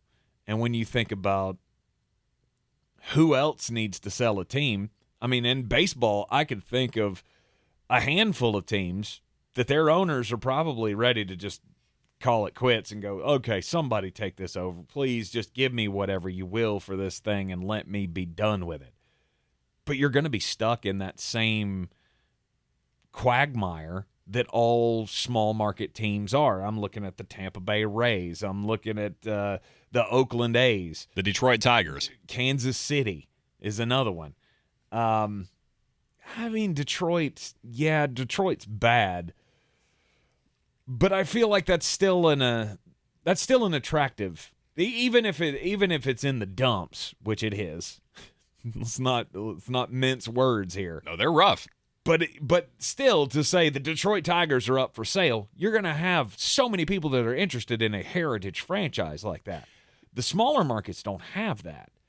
And you just got to churn and burn. And, it just goes to show you that even in a large market, real estate deals that go sour can cause major problems. I mean, Artie Moreno's now announcing he's selling the team, and this comes 3 months after he was denied the sale of the property that the stadium's on. He was going to develop all that real estate and had this big plan for it, was going to buy the property for $320 million, and Then they found out that all of the negotiations had been done illegally with the city and caused an FBI investigation, and the city had to pay a $93 million fine because of the negotiations that were going on. It led to the mayor having to step down and all of this. Like, it's a big deal. Even something like that can tank an owner's interest in even a major market team. Yeah, and there comes a point when it becomes apparent, right? It becomes undeniable that you need to change, that you need to sell the team because nothing you are doing is working. And that real estate thing is a prime example. It's like, who could have seen this coming, right? It's just another thing to add to the list. The new stadium falls through. You fire Joe Madden, who's got a track record of winning. I mean, look what he did for Tampa Bay. Look what he did for Chicago. He comes in as a winner, and you cut him, with it not very long after the season starts, after the collapse begins. Because if you remember, Anaheim had an incredible April. Oh, they were the hottest team in baseball. Looking really, really good out of the gate. And then everything just goes right into the gutter, and it's not long after that Joe Madden is out. So you make a necessary change there. Phil Nevin comes in on the interim basis, doesn't do anything. You've got two of the hottest players in baseball. Mike Trout should be a lot hotter than he is. He's just so injury prone. But Shohei Ohtani is doing everything he can to make Anaheim relevant, and even that isn't working. You're at the point now, if you're the Morenos, that obviously what you're doing isn't working. You have the opposite of the Midas touch. Everything you were touching is turning to garbage. It's time to get rid of it. Wash your hands of it and just cut your losses while you can, because it's not going to get any better. You've proven that. I've tried to believe in you. I've tried to take your word for it that things are going to turn around, and they haven't. You've got every reason to be better than you actually are. So it's time to move on. And it's so obvious at this point. So I gotta ask the question, who else should sell their team? Who else do you look at in sports and go, you gotta sell your team? Yeah. And you don't get any points for Daniel Snyder, because we all know he should definitely get out of the football That's been a game. long time coming. Well, I personally think the Tigers, it's a good time to sell if you are that ownership group. You can't wait too long, because right now you're going to get the most value for it at this very moment, because you still have Miguel Cabrera. Miggy has committed to coming back next year. There was a question that he might retire at the end of the year. He said, you know what, I'm going to come back and do it again. He's reached the 3,000 hit mark, and he's going to come back for one more full season. You have Javi Baez. You have a few horses in the stable. So it's a team that has potential, and in the right hands, in the right ownership group, something could happen with that team. So if you're going to sell, you need to pull the trigger and do it quickly. Will it happen? Probably not. But if it were up to me, yeah, I'd sell it for, maybe just shy of $1 billion. Yeah, maybe get $880, maybe $900 million for it. But if we're going to go outside of baseball, why is Michael Jordan still the owner of the Charlotte Hornets? Why? Because he's greatest, however you feel about the Michael versus LeBron debate, that's on you. Personally, I think Michael Jordan is the greatest to ever do it. LeBron's not far behind. But as far as an owner, what is he doing? I don't know. I've been trying to figure that out since he bought the team. The picks that he's making, in theory, okay, I'll give him. Michael Kidd-Gilchrist, I thought would be great. I thought he would be an incredible player for Charlotte. Thought he might lead us to the promised land. And, how many games did he actually play? All these years later, we saw him a handful of times for as much money as we spent for MGK, or Michael Kidd-Gilchrist, MKG. Yeah, it's a bust. He's out there slapping Malik Monk on the back of the head when he makes an error. He's coming in and giving a coach's pep talk in practice as the owner of the team, which I see what he's trying to do. It might work at the high school level if you're a principal coming in and trying to rally your high school basketball team. As an owner, you hire coaches for a reason. You need to step back, let them do the job that you're paying them to do, because your job is in the front office. It's not on the court anymore. And that's the thing that MJ hasn't been able to grasp. It's not his place to be out there rallying the troops. He hires people for that very reason. And everyone he's hired hasn't been able to get the job done. Right. LaMelo Ball, he's LaMelo. He's good. But he can't do it by himself. The whole Miles Bridges situation is something that just eats at me, because this is a kid who's been given second and third chances. The mouthpiece incident. I understand the frustration. You let it get to you. But you go into the press conference and you say, I shouldn't have done that, which you shouldn't have. It was a terrible move. Really bad judgment on your part to let your emotions get the better of you that way. He says, I'll change. I'll do better. In the same offseason, he's arrested for domestic violence. Obviously, nothing's changing. And that comes down to, the scouting team just didn't see who they were actually getting when they drafted this kid. The thing I've always had a problem with Michael is the nepotism that takes place, if you will. Like, he finds his guy and he brings him in.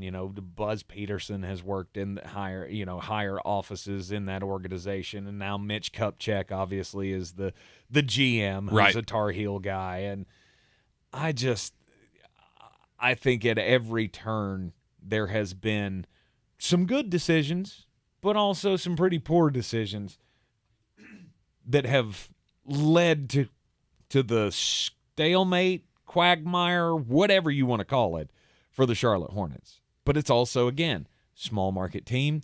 Even if he sold it, is anybody else going to be able to take over this team and turn them into a winner?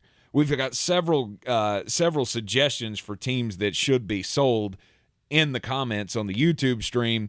The Pirates, the Reds have been mentioned. Yes, Stephen Tao says he would love for the Angelos to sell the Baltimore Orioles, which I think is going to happen. But, again, if somebody buys these teams, do they have a path to make it better? They better. If you buy the team, that's the entire reason that you purchase it. I think how many ownership groups have we been through with these same teams, and nobody can really turn them into a winner? I just don't know that it's... If you got a small market team, you're just kind of doomed, especially in baseball. Yeah. It's baseball is the sport where that is exceptionally true, because money is money, and the teams that have it are going to be good, and the teams that don't may occasionally crop up. We saw Kansas City had a World Series, 2015? Won. Had a couple of good seasons on either side, bookending that World Series run, and they've been irrelevant just like they were in the 90s. I mean, they had the good run in the 80s, and it was 25, 30 years until the next time they were relevant. It is what it is, which is where collective bargaining comes in and all that. But if it gets to the point where you just cannot win in a city, that's when it's time to uproot and find somewhere else to go. It also sucks as fans as we sit back and we watch these teams change hands, and you have to just hope for the best. I mean, we saw it play out and are seeing it play out currently with the Carolina Panthers. Just because you get a guy who's smart at business to come in and take over a team and he's got all the money in the world doesn't necessarily mean he's going to make good football, basketball, baseball, whatever sport decisions to make this team better. David Tepper is probably the quickest hated owner of a football team I think I've ever seen. He's rubbed everyone the wrong way so quickly. He's the only billionaire I've ever seen who can file for bankruptcy over the course of, 2 years? Yep. I mean, just like that. And he's like, he's washing his hands of all these projects. It's like, did you do no planning on this? Did you not meet with any zoners, any government officials? How did you get yourself into this situation? Right. And when it comes to making the decisions on, bringing football guys in to make the right calls, obviously it hasn't started out well, but good news is at the end of this season, we're going to see Matt Rule gone, and maybe they can turn it around. You are in the Sportsocracy here on ESPN Asheville. When we come back from the break, it'll be time to get weird. Plus, we'll talk about the big announcement out of Brooklyn today. This is your Exergent Temporal Scanner weather forecast on ESPN Asheville. Well, most of the big rain staying well to our south here for the work week down in South Carolina, and just a splasher-dash thunderstorm here in the mountains for midweek. 61 degrees our low in the valley tonight with some 50s in the higher elevation. Partly cloudy Wednesday, beautiful day, high 83 with a stray shower, thunder shower. Rain chances picking up a little bit Thursday, Friday with temps in the low 80s. I'm meteorologist Scott Larimore. That's the latest Weather Channel forecast.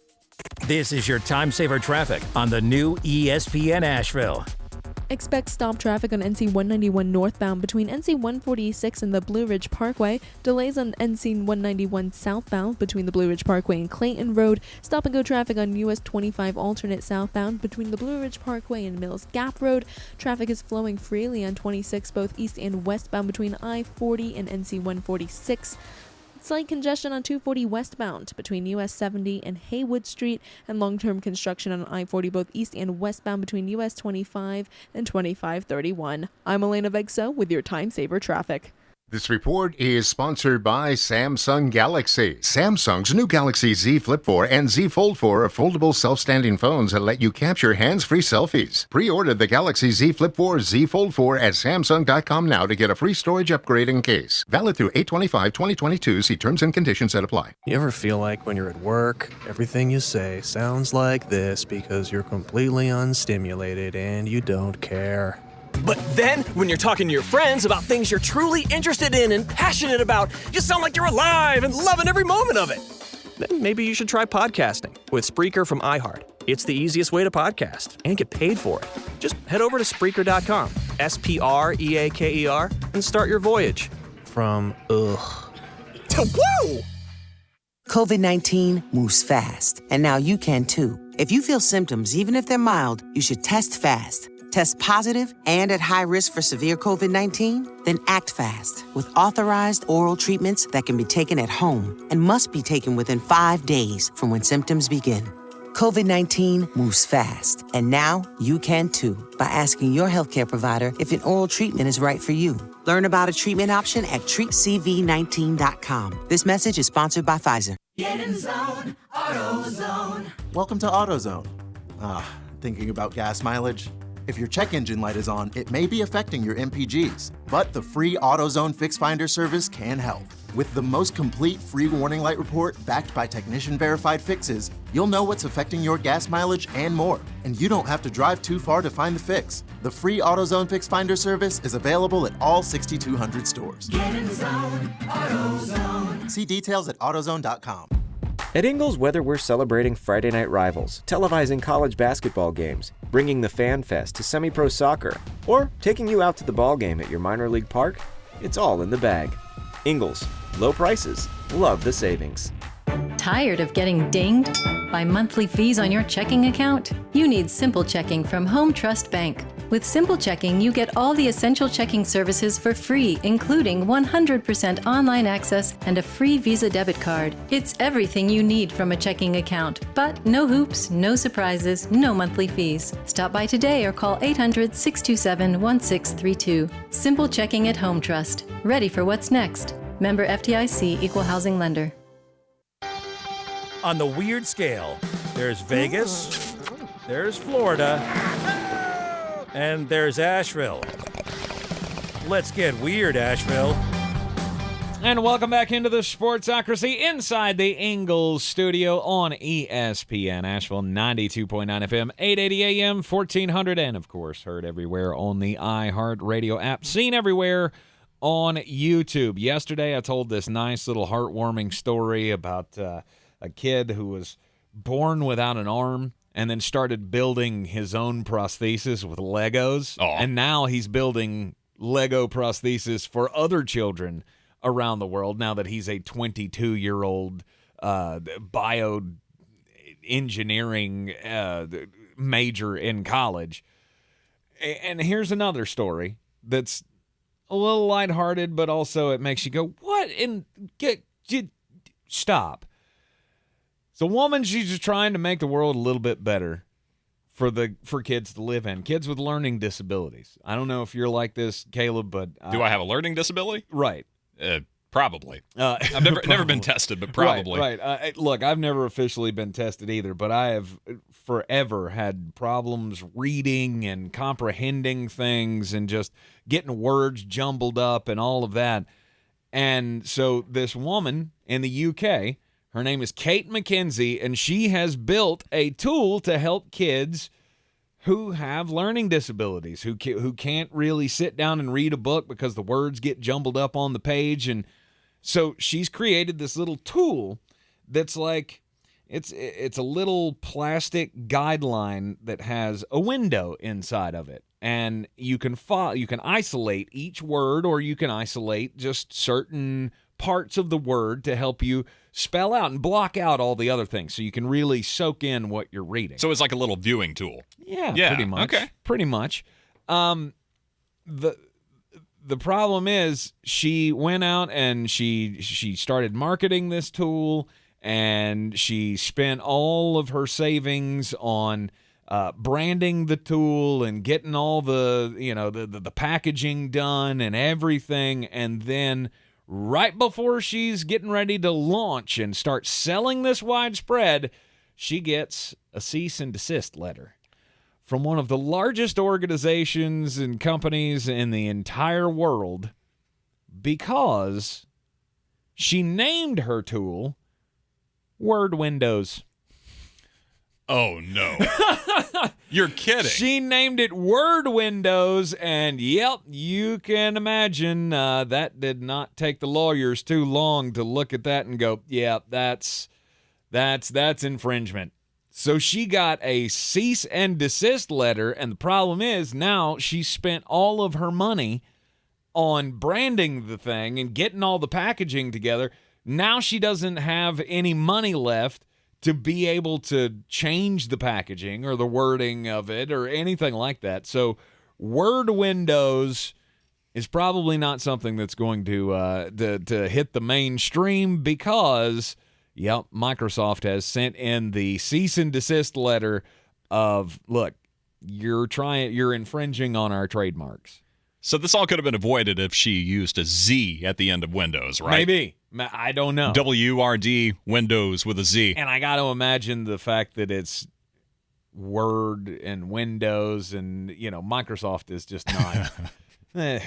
They're not cool with you using their name, and I get it. It would be different to me if this were a product that was like Word or Windows. Like a computer program of some type. Right. It's a computer program, so clearly you're trying to, make money off the back of Microsoft by doing this. The woman's husband, though, was just like, you got to kind of admire it, though. Did you ever think that Microsoft would get wind of you here in Northampton, UK? It's the most backhanded compliment you could get, but yeah.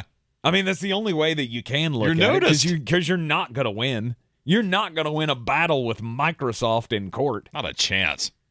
It's a brilliant tool, and I think it could change the lives of so many kids.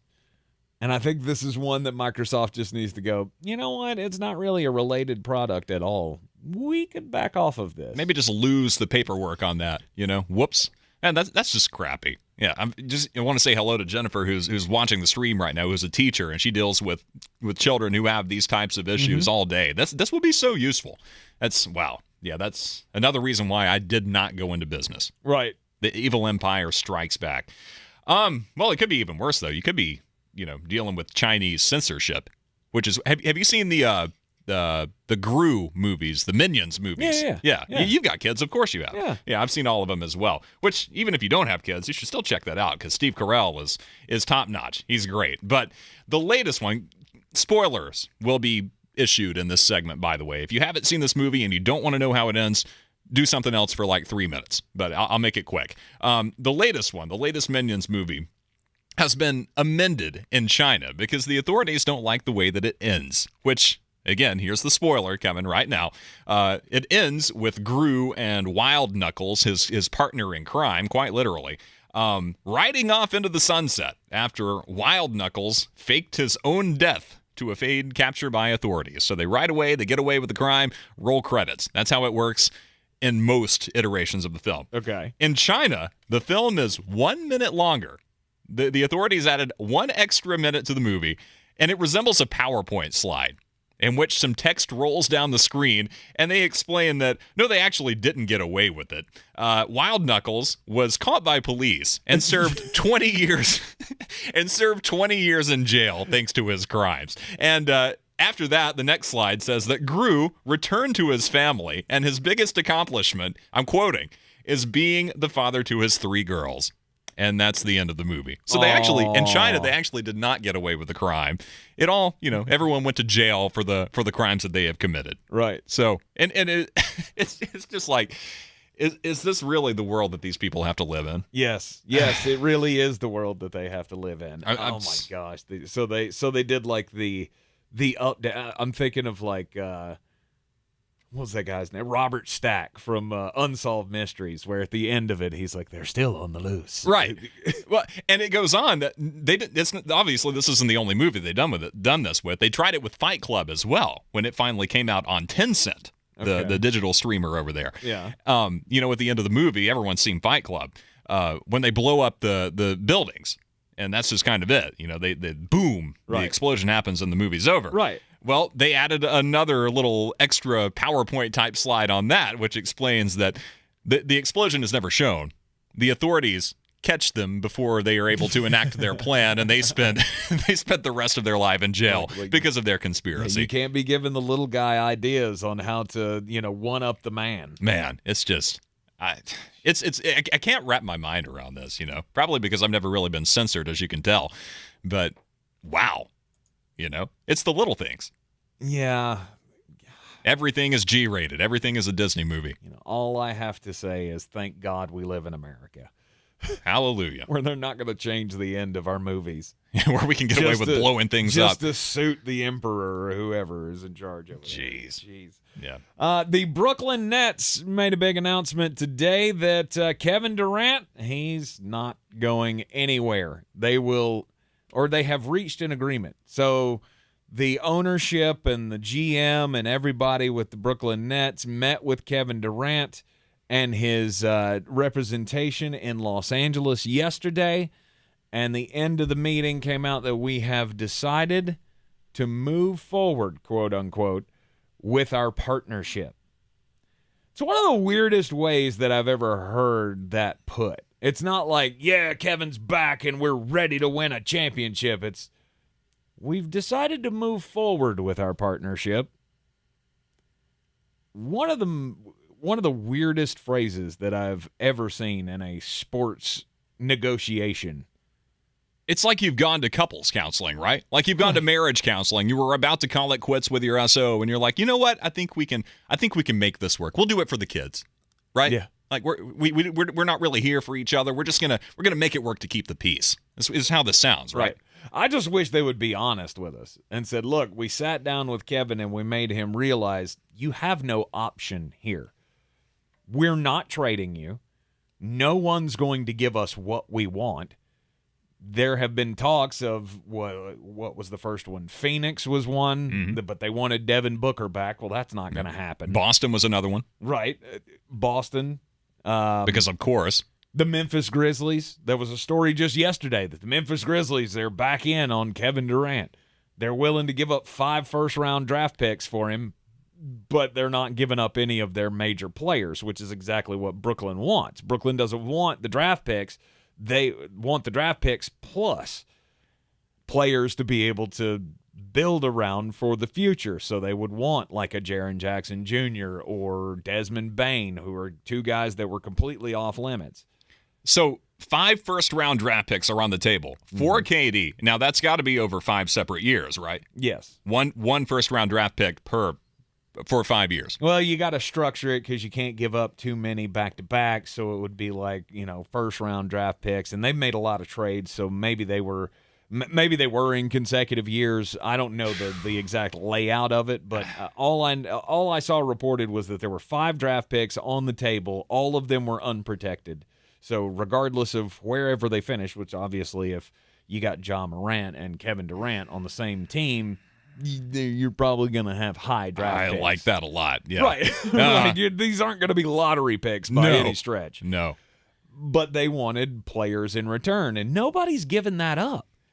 And I just wish they would be honest and say, we made Kevin realize that we're not getting value back for him. And, oh, by the way, you agreed to a contract, sucker. You're you're here. Oh, by the way, you're locked into this, you know? Like you will play in some capacity. Absolutely. Yeah. I'm not surprised by this move at all, but Kevin Durant, to me, there is a major stain on his NBA legacy because of all of this. We'll talk about more of it up next here on ESPN Asheville. This is your time saver traffic on the new ESPN Asheville. Expect stop traffic on NC 191 northbound between NC 146 and the Blue Ridge Parkway. Delays on NC 191 southbound between the Blue Ridge Parkway and Clayton Road. Stop and go traffic on US 25 alternate southbound between Blue Ridge Parkway and Mills Gap Road. Free-flowing traffic on 26 east and westbound between I-40 and NC 146. Some congestion on 240 westbound between US 70 and Haywood Street. And long-term construction on 40 both east and westbound between US 25 and NC 2531. I'm Elena Vegso with your time saver traffic. This report is sponsored by Samsung Galaxy. Samsung's new Galaxy Z Flip 4 and Z Fold 4 are foldable self-standing phones that let you capture hands-free selfies. Pre-order the Galaxy Z Flip 4, Z Fold 4 at Samsung.com now to get a free storage upgrade in case. Valid through 8/25/2022. See terms and conditions that apply. You might not have the biggest garage on the block, but with eBay Motors, there's 122 million parts right at your fingertips. Whatever you need, there's something that fits your vehicle. Air filters, tires, seat covers, and more. Get the right parts at the right prices. ebaymotors.com. Let's ride. And Doug. Chances are you're jamming in your car right now. And since Liberty Mutual customizes car insurance so you only pay for what you need, Limu and I are going to show you some safe car dance moves. Hit it. Everybody, check your blind spots real quick. Now hands on the wheel. Put them 10 in 2 and move your head like a bird do.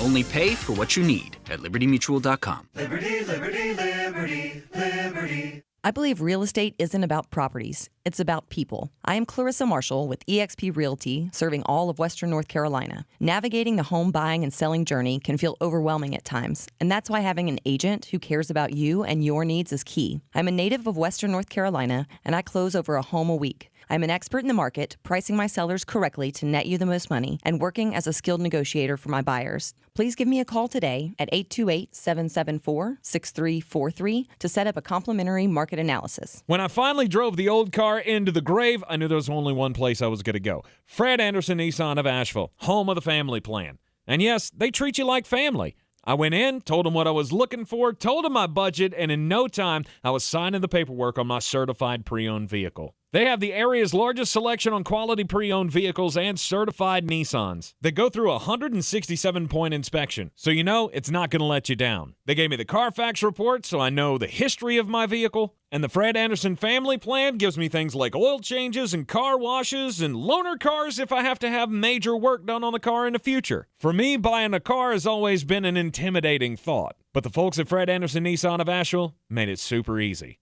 Don't be like me. Don't wait till the last minute to get a deal done. Go to AndersonNissan.com or stop by the showroom at 629 Brevard Road. And don't forget to mention we sent you from the Sportsocracy and get a $250 bonus on your trade-in at Fred Anderson Nissan of Asheville. Since man created roads, they've been looking for ways to get off-road and vehicles to take them there. That's where Outlaw Off-Road comes in. A premier off-road center for Jeeps, trucks, and SUVs with a complete lineup of off-road and overland services, including maintenance and repair to make your vehicle all that it can be. Check out their location right here in Western North Carolina at 85 Avery Creek Road. Call them today at 828-974-8480 or visit them on the web at theoutlawoffroad.com.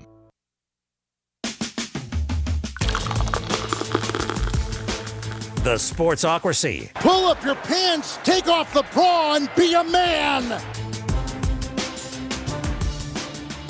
Kevin Durant is not going anywhere. Brooklyn Nets saying that they met in Los Angeles with KD and his people, and they have decided to, quote, move forward with their partnership and try to win an NBA title. Look, Kevin Durant was never my favorite player to begin with. We've always known that there are attitude issues there. He has this persona on social media where it's just he's insufferable. He is like the oldest millennial in the book. 33 years old and acts like a child when somebody comes at him on social media. But this whole Brooklyn thing has been way more than I ever anticipated. Look, I mean, he goes and he wants out of Oklahoma City because they're not getting it done. They're not building around him like he wants them to. He goes to Golden State, wins a title with them. Then he goes to Brooklyn to do his own thing because he wants to be the star. Brings in Kyrie Irving, headache. Brings in James Harden, headache. They hired Steve Nash because he said, yeah, Steve Nash, let's do that. And then I guess when he found out that he can't get his way, he can't, run over Steve Nash, then he decided this offseason that he wants Nash and Sean Marks, the GM, to go if they want him to stay in Brooklyn. And Brooklyn just met with him and was like, look, we're not doing any of that. That's not how this works. We're not getting rid of our GM. We're not getting rid of our coach. Kyrie's coming back, and nobody's going to give us fair market value for you. You are one of the top 3 players at worst in the NBA right now, and we can't give you up. It may be a little harsh to say that he was a has-been earlier in the show because he's still very much an integral part of this offense, of this entire team. And that's the thing. If you are going to put him on the market, you have to get your money's back for him because without KD, this depth chart is, woof. Yeah. I mean, it's not pretty. No. They're not going to go far at all. No. Without KD, they have no shot. With KD back now, you look better on paper, but are you going to be able to turn that into actual wins? I have no faith in any of that happening. Still no better than 4th in the East. KD's been hurt. Kyrie's been a part-time player because of the coronavirus stuff. I understand that. The James Harden thing went south, and they made the trade for Ben Simmons. Another headache. Another, You knew what you were going to get with that. Right. Another oft-injured player who can't hit the court. But he has just turned into even more of a Cinderella, or is that right? Is that right? That's not the right word to use there. Prima donna. Evil That's what stepmother. I was looking for. There we go. Yeah. That's what I was looking for. He is just, he's become even worse than I thought he was in Brooklyn, which doesn't surprise me that nobody was willing to give up what they wanted for him. I'm not mortgaging my future to bring in a head case. Yeah, if he would spend less time on Twitter and more time locked in to the situation that he's in, if he would just play his game, KD we would hold him in much higher regard. And he's shot himself in his own foot so many times. He's dragging his organization down with him, and it's just at this point it's insufferable. You have too many headaches to deal with. Because they have decided to move on with their partnership, Caesars Sportsbook now has the Nets as a 9-1 odds to win the championship. It's the 4th best odds in the NBA behind the Los Angeles Lakers. Oh, no. Why are we still doing this with the Lakers? Why are we still doing this with the Lakers? You got the Celtics, the Warriors, and the Suns are the favorites for next year in the NBA. I can't disagree with any of that. The Brooklyn Nets, Los Angeles Lakers, they're not winning anything. Do not waste your money. You are in the Sportsocracy here on ESPN Asheville. The Daily Draft coming up next. We'll be selecting the best quarterback wide receiver combos for the 2022 NFL season. This is your Exergent Temporal Scanner weather forecast on ESPN Asheville. Well, most of the big rain staying well to our south here for the work week down in South Carolina, and just a splasher dash thunderstorm here in the mountains for midweek. 61 degrees our low in the valley tonight with some 50s in the higher elevation. Partly cloudy Wednesday, beautiful day, high 83 with a stray shower, thunder shower. Rain chances picking up a little bit Thursday, Friday with temps in the low 80s. I'm meteorologist Scott Larimore. That's the latest Weather Channel forecast. This is your time saver traffic on the new ESPN Asheville. We're seeing some stop traffic on 26 westbound between NC 280 and NC 146. Delays on NC 191 southbound between Blue Ridge Parkway and Clayton Road. Stop traffic on NC 191 northbound between NC 146 and the Blue Ridge Parkway. Delays on US 25 alternate southbound between Blue Ridge Parkway and Mills Gap Road. This report is sponsored by FEMA and the National Flood Insurance Program. From the Ingles Studios, this is ESPN Asheville, WPEK, W225CJ Fairview, WMXF Waynesville, and iHeart radio station. The Sportsocracy. What are you people? On dope? This is SportsCenter. I'm Christine Lisi. After 7 weeks, Kevin Durant's trade request nightmare is over for the Nets. A statement from GM Sean Marks today said Nets brass met with Durant and his agent yesterday, and they've agreed to move forward together in their partnership, focusing on basketball and bringing a championship to Brooklyn. Considering the 4 years, $198 million left on Durant's contract and the accommodations they've made for him so far, the Nets sent KD a clear message, in the opinion of First Take host Stephen A. Smith. I gave you Kyrie. I gave you DeAndre Jordan. I gave you Steve Nash and everything else in between. When healthy, you are the best player on the planet. When all of y'all are bought in, we are a legit top 3, top 4 team in the NBA who could win the chip. Where the hell are you going? You ain't going no damn where. Alabama's giving football coach Nick Saban a 1-year extension and a raise. The amended deal runs through February 2030 and will pay him an average of $11.7 million per year. Saban, again, the highest paid football coach at a public university. LA Angels owner Artie Moreno said today he's exploring a possible sale of the team. Do you own or rent your home?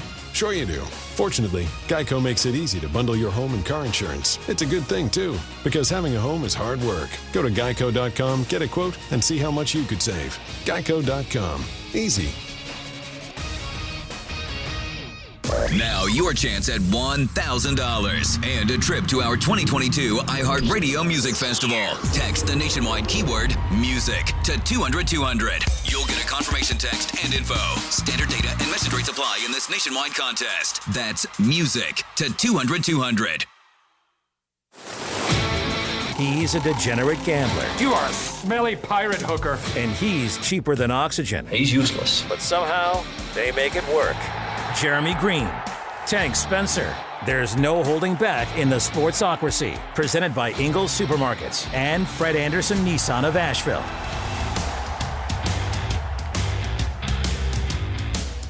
It is ESPN Asheville, 92.9 FM, 880 AM, and 1400. The Sportsocracy heard everywhere on the iHeartRadio app. You can take us with you everywhere you go, live or on demand. You can also see us whenever we're live here in the Ingles studio. Ingles Supermarkets, low prices, love the savings. Just check us out on YouTube. You can go to thesportsocracy.com. The live video link is in the middle of the page. Click on it. Once you're through to YouTube, be sure to subscribe to the channel. You can join the House of Reprehensibles, and don't forget to follow the link in the description of the video to get in on the Battle for the Belt, our year-long DFS contest where we will crown Beer City's best fantasy football player, and you will get a just amazing belt that we have put together that is getting ready to be manufactured with our logo on it. It's got the ESPN, all the sponsor logos as well. And there's going to be a prize pack attached to this. It's going to be worth over, I don't know.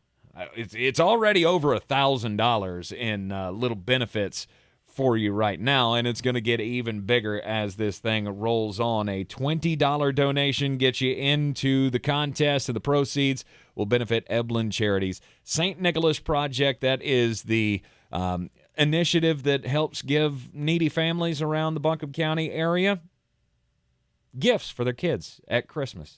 It's great. And I got to tell you, I'm so excited about this, and here's one reason why. As a high school soccer player, I scored 1 goal over the course of my career. One goal.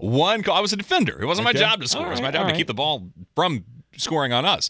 And the one time I scored, I stopped right in front of the home crowd and put on the belt, right? And I did it with the biggest smile on my face. Nice. So that would make me so happy to be able to do that again with a real belt this time. Right. I want to make sure that anybody but Jeremy wins that belt this year because, he says if he wins, he's still going to keep the belt. The prize pack will go to the second-place finisher, which is only right. But I do not want him to be able to hold that over our heads for the entire year. You think I was insufferable when my Bucks won the Super Bowl and I wouldn't shut up about it? Just let Jeremy win this contest, and you'll never hear the end of it. He'll probably change his Twitter name again for the 487th time.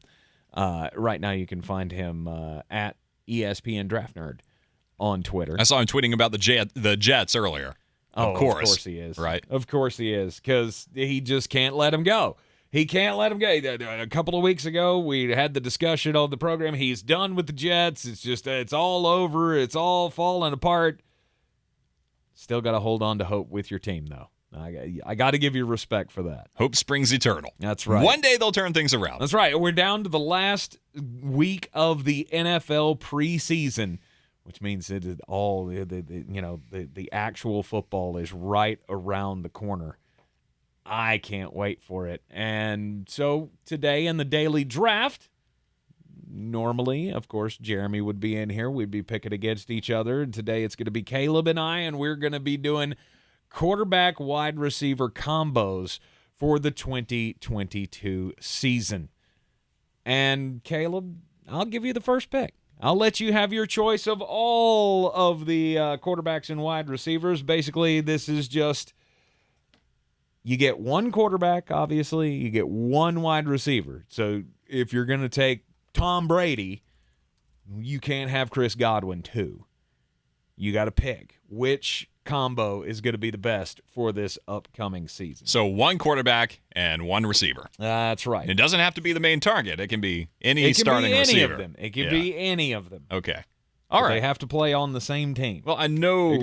I just want to be clear about that.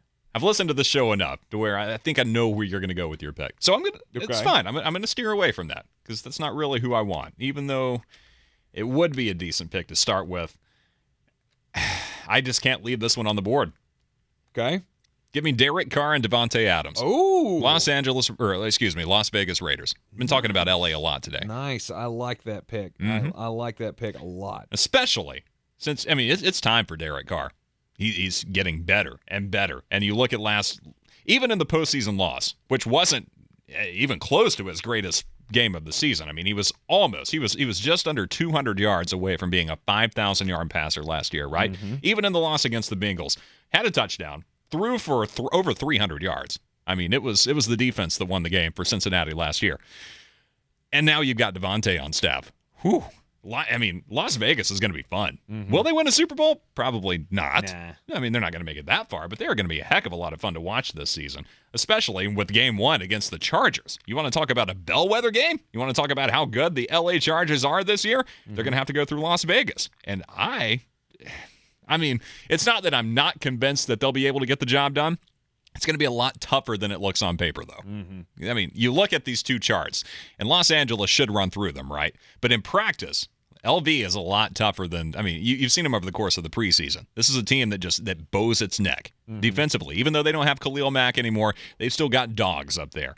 And offensively, Derek Carr, it's his time to shine. Now that he's got Devontae on his side, on his team, that target, that's going to be a heck of a 1-2 punch. And I want it. I don't hate the pick all that much. Devontae Adams, I've already gone on record saying I believe he is the best wide receiver in the league. Him teaming up with Derek Carr, who obviously they have history together. They went to Fresno State together. And in fact, in the year that Derek Carr led, college football in touchdown passes, 24 of those touchdown passes went to Devontae Adams. Absolutely no surprise. They have all of the chemistry that they will be able to reignite. Obviously, they're not going to be playing Mountain West competition, so there is that. I'm not saying you should expect similar output this year from those two, but it is going to be phenomenal. And, 24 touchdown passes in 2013 from Derek Carr to Devontae Adams. Many moons ago. Yeah, but still, it was. And Devontae was souring in Green Bay. He was languishing up there. Languishing? He was doing Devontae Adams things, but you could tell it was time. The magic had run out. Yeah, the magic was always going to be there with Aaron Rodgers. It was just, what are you going to get? Are you going to keep pouring money into this superstar wide receiver? That's not really what Green Bay does. That's not what they've done over their history. You reach your peak with a guy, and then you just let him go. You Move let him on. somebody else pay him. You let somebody else pay him, and we'll start off with a whole brand new batch of receivers, which is where Green Bay finds themselves this season. All right, so you're going Derek Carr, Devontae Adams. Yes, sir. For the best quarterback-receiver duo. And I will say receiver because, you can use a tight end in this scenario as right. well. We'll go pass catcher. For this. Okay, all right, so I get back-to-back picks here. I feel like I would be doing a disservice if I did not pick Joe Burrow and Jamar Chase. That's going to be that'll be my first pick here because obviously we saw a rookie season like we've never seen before. Not since Justin Jefferson the year before had we seen a wide receiver come in and set the league on fire the way that Jamar Chase was able to. Week 17, you think back, he had 266 yards receiving in that game. All told at the end of the year, 81 catches, 1,455 yards, and 13 touchdowns in his first year. I don't see much of a path for regression from all of that. I mean, it's a lot to expect out of a wide receiver quarterback duo. But if there's anybody that can repeat it, I think it's Joe Cool and Jamar Chase. I don't hate that at all. I mean, it's not bad. It's maybe not the selection I would have gone with. Okay. But it's fine. Okay. All right, it's fine. It's fine, he says. It's fine plus. All right, and my second pick here, I am going to go with, this might surprise you. Hit me. But it's Josh Allen and Stephon Diggs. Stephon Diggs. How did I know? They are unbelievable. They have a connection unlike practically any other quarterback wide receiver duo in the entire league. In the 2 years that they have been together in Buffalo, Stephon Diggs has over 2,700 yards receiving and 18 touchdowns. Sounds about right. 10 of that was last year. 10 of those touchdowns were last year. He caught 103 balls from Josh Allen last year. And it's another thing that I don't see the Buffalo train slowing down. It's one of the most confident connections in the league. When you talk about Stephon Diggs with his outward confidence. Mm-hmm. I mean, I've been a believer in Stephon since the miracle in Minnesota. He hasn't let me down yet. And Josh Allen has got this kind of quiet swagger. He and Joe Burrow are similar in a lot of ways. It's just he's a little more expressive than Joe Cool, but there's just this innate sense that he's going to get the job done. You never don't believe in Josh Allen to go out and throw a touchdown pass. Yeah. So, yeah, I'm here for it. I feel like there's just another level of toughness to Josh Allen. That Wyoming in him. Right. The cowboy attitude. Right. And maybe that's cheap. Maybe that's just easy to go about, but I look at Josh Allen and I go, man, you're tough to bring down, and he's going to take off and run on you, and he's got the arm strength to stretch the field, and Stephon Diggs was just a perfect pickup for them. Yeah, you saw the chippiness in preseason or in training camp. Josh Allen's not going to back down from anybody. No. There was a question of how tough is this guy's resolve? It's tough enough. All right, quarterback receiver combos. We're drafting the best today in the daily draft. Caleb, you are now on the clock. My pick right now? Mm-hmm. I've got some options here because that second, I didn't expect you to go Josh Allen and Stephon Diggs there.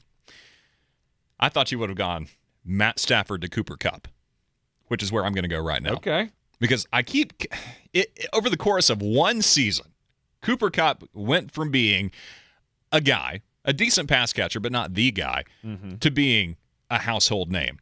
No one doesn't believe in Cooper Kupp. I mean, he's got glue for hands. I've seen him make some ridiculous catches. Now, Stafford is his health is the biggest concern there. When Matt Stafford is healthy, he's one of the best quarterbacks in the league. Mm-hmm. That'll be the biggest question. But I know I keep coming back to Pittsburgh Steelers training camp. I know I went there and everything. But that was one of the biggest shocks to me, was while I was in Pennsylvania, there were so many Cooper Kupp jerseys on the backs of kids. Kids between the ages of 8 and 14. So many of them had a Cooper Kupp jersey on at Pittsburgh Steelers training camp. He's taken the country by storm. And, of course, his postseason last year was phenomenal. His route running has come so far, and he's toughened up, too. I mean, he's gained a significant amount of weight. He's as fast as he's ever been, and he's formidable now. So as long as Stafford stays healthy, he and Cooper Kupp is going to be one of the premier connections in the NFC, maybe in the NFL. I just don't know that they can repeat what they did last year. And I feel like there is going to be some regression from Cooper Kupp. You got Allen Robinson that is there, is now in L.A., so he's going to take away some targets. They're probably going to bring Odell Beckham Jr. back later in the year when he's ready to get back onto the field after his ACL tear. It's not a bad pick. I'm not like trying to crucify you or anything. I just feel like there has to be regression. There's no way that he's going to come near 145 catches again this year. And that's my thing about OBJ. Is he a great receiver? Sure, but he's also kind of a glass man as well. He's just perennial injuries year after year. We saw it in Cleveland. We've seen it last year in Los Angeles. And who would be shocked to find out that Allen Robinson comes up with some hamstring soft tissue injury 3 weeks into the season, and then all of a sudden it's the Cooper Kupp show again? It could very well happen. I just feel like you won the Triple Crown last year for a receiver. 145 catches, over 1,900 yards receiving, and 16 touchdowns. There's only one way for you to go, and it's not up. We're in the Sportsocracy here on ESPN Asheville. When we come back from the break, we'll give Caleb here a few minutes to think about his next pick as we're drafting the best quarterback-receiver combos in the NFL for the upcoming season. This is your time saver traffic on the new ESPN Asheville. Expect stop traffic on I-26 westbound between NC 280 and NC 146. A disabled vehicle is blocking the right lane on 26 westbound at NC 146 exit 37. Expect delays on 191 northbound between NC 146 and the Blue Ridge Parkway, as well as on 191 southbound between Clayton Road and NC 146. And more stop than go on US 25 alternate southbound between Blue Ridge Parkway and Mills Gap Road, and slow traffic on 240 westbound between US 70 and Haywood Street. I'm Elena Vegso with your Time Saver Traffic. This report is sponsored by Staples Stores. Staples has everything you need for school at prices that won't hold you back. Right now, Staples comp books and number 2 pencils are just 50 cents, and 2 pocket paper folders at just 25 cents each. In-store only, offer ends 8/27, limit 30. Don't send your kids back to school, send them forward at Staples. Hey folks, DG here. I have raved about Dr. Rebecca Merrill and her staff at Asheville Smiles for years now, and I hope you've already taken my advice.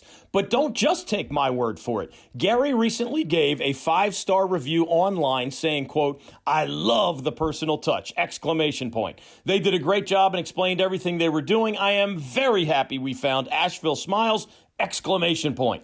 Believe me and Gary and the online review masses. And visit AshevilleSmiles.com. iHeartRadio Earth is here with little tips for a healthier planet. Plastic waste in the environment persists for hundreds to thousands of years and creates serious risks for wildlife, ecosystems, and humans. Help reduce plastic waste by replacing single-use plastic packaging, bottles, and containers with reusable products. Brought to you by iHeartRadio Earth and the National Environmental Education Foundation. To find more tips for smarter, sustainable living or to take action in your own community, go to iHeartRadio.com/earth. If cleanliness is next to godliness, look around the car right now. Is that very godly? Look, life comes at you fast, but so does WBNC Auto Detailing. They have the tools to make your interior look like it's coming off the showroom floor. You don't believe me? Check them out on Instagram. All that filth and years of stains disappear. WBNC Auto Detailing does full interior and exterior details with paint correction, and they do wax and ceramic coatings. Call WBNC Auto Detailing at 455-3700. Premium care with a Southern hospitality touch. Real estate isn't about properties, it's about people. I'm Clarissa Marshall with eXp Realty, your native realtor serving all of Western North Carolina. I will work hard for you, and I believe in doing the right thing every time. I market each of my listings to reach out-of-town buyers. I use a professional photographer and drone video on every single listing, as well as collaborate with agents across the country to find your buyer. Check me out online at clarissasellswnc.com or give me a call at 828-774-6343. It would be my pleasure to assist you through the real estate process. At Ingles, whether we're celebrating Friday night rivals, televising college basketball games, bringing the Fan Fest to semi-pro soccer, or taking you out to the ball game at your minor league park, it's all in the bag. Ingles, low prices, love the savings. Our communities are filled with wonderful people who make living here great. At Home Trust Bank, we're proud of that. And that's why we focus on helping homeowners prepare for what's next. Our local mortgage bankers have the experience you need and exceptional personal service you'll appreciate. Home Trust Bank is ready to help make a house your home. When it's time to buy, visit your local Home Trust branch or go to htb.com/mortgage.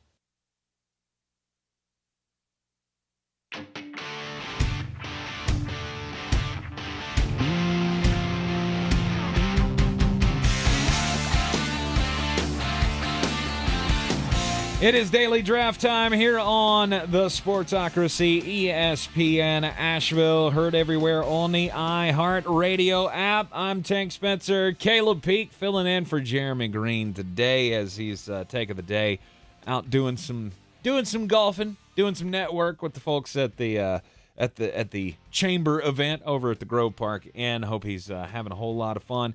We will not have a program for you tomorrow afternoon. We will have day baseball with the Atlanta Braves on 92.9 FM tomorrow afternoon. So we will be back with you on Thursday. But for today's daily draft, Caleb and I are drafting the best quarterback receiver combos for the 2022 season. Caleb started it all off with a good choice. Best wide receiver in the league, changing teams to the Las Vegas Raiders. He's got Derek Carr and Devontae Adams. Followed that up with Matthew Stafford and Cooper Kupp. An excellent pick. My first two picks, Joe Burrow and Jamar Chase, and Josh Allen and Stephon Diggs. I think all of these tandems are going to be in for huge seasons this year. Obviously, with LA trying to repeat as the Super Bowl champions. I almost said World Series champions. As the Super Bowl world champions.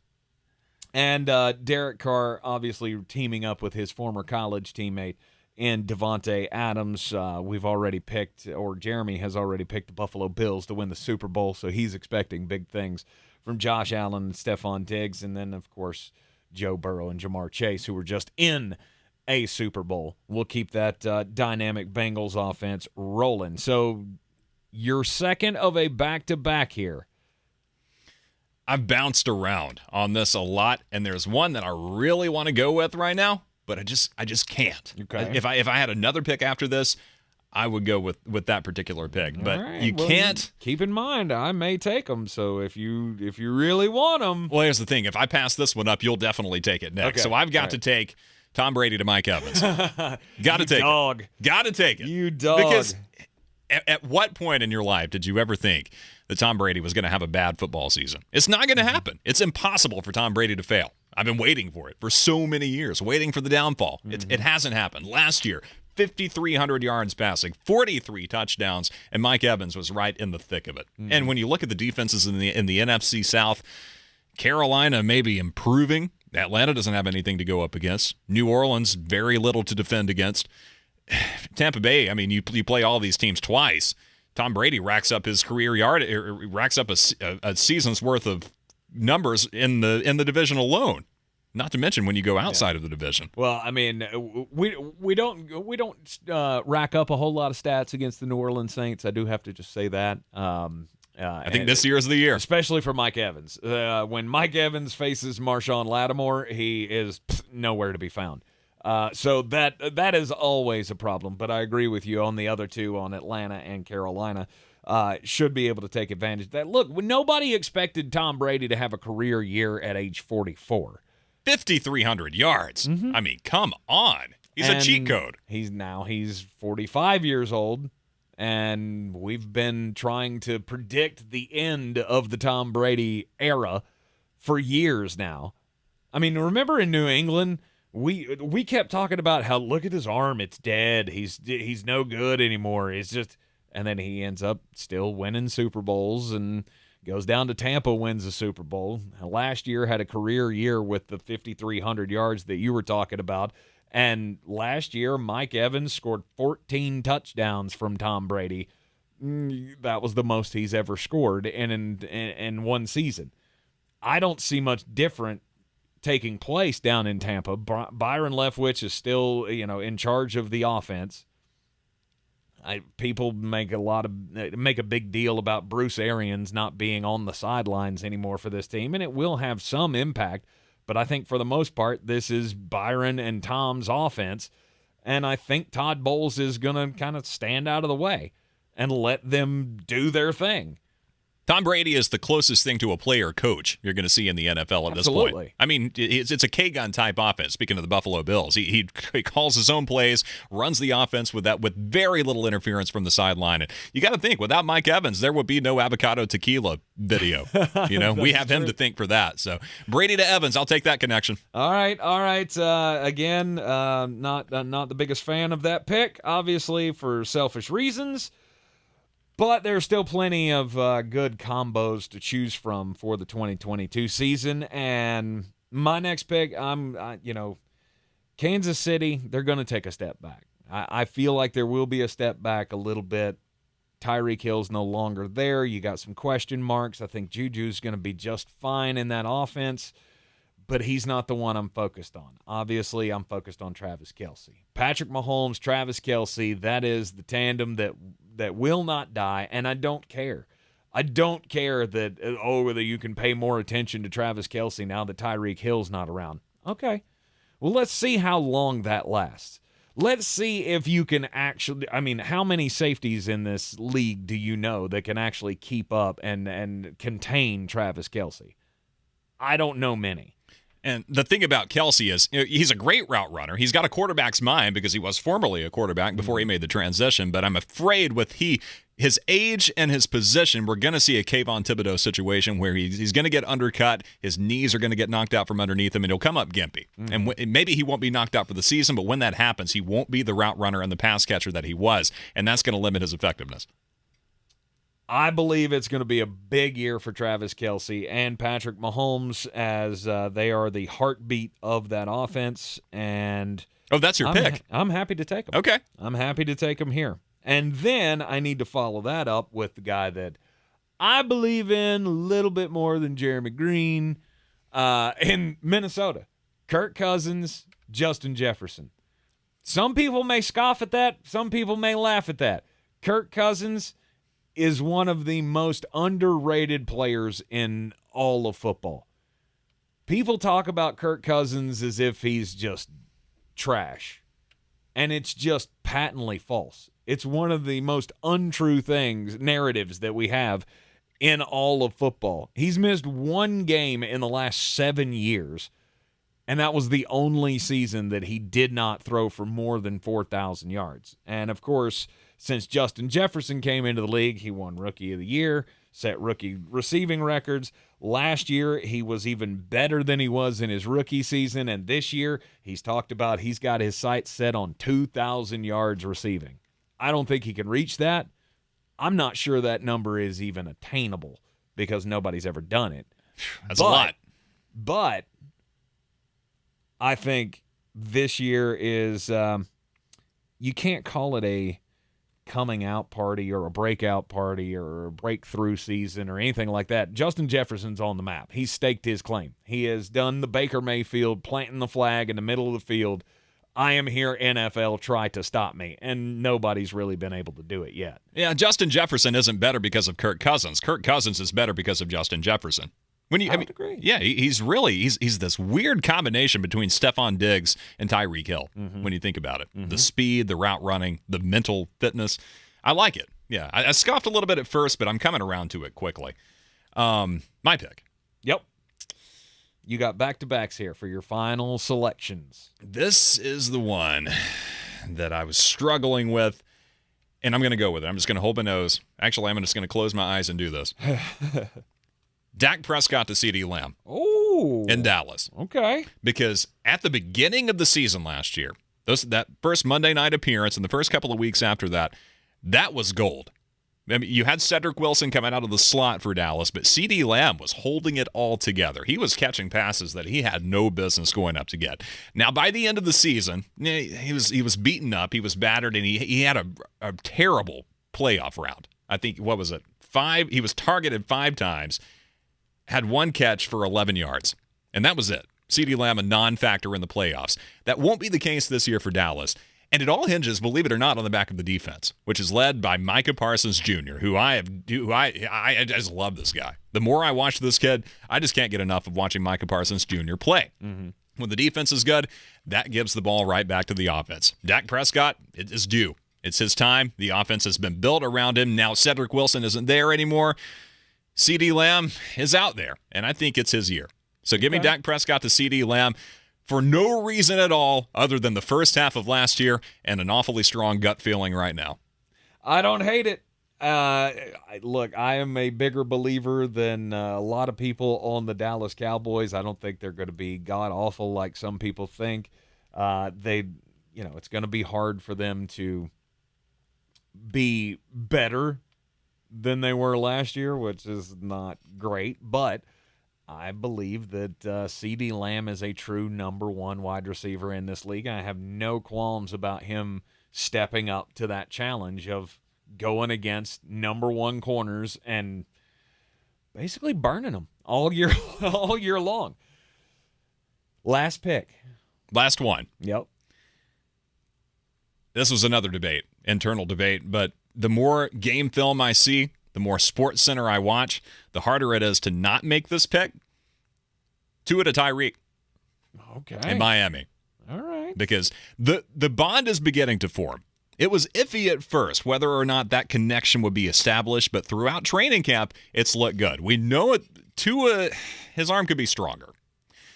But that's where Tyreek Hill comes in, especially when you look at who's around him. It's not just Tyreek. You've got Jalen Waddle over there. Cedric Wilson is, coming over from Dallas. He's going to come out of the slot again. So that's going to draw the help side defense, if you will, over.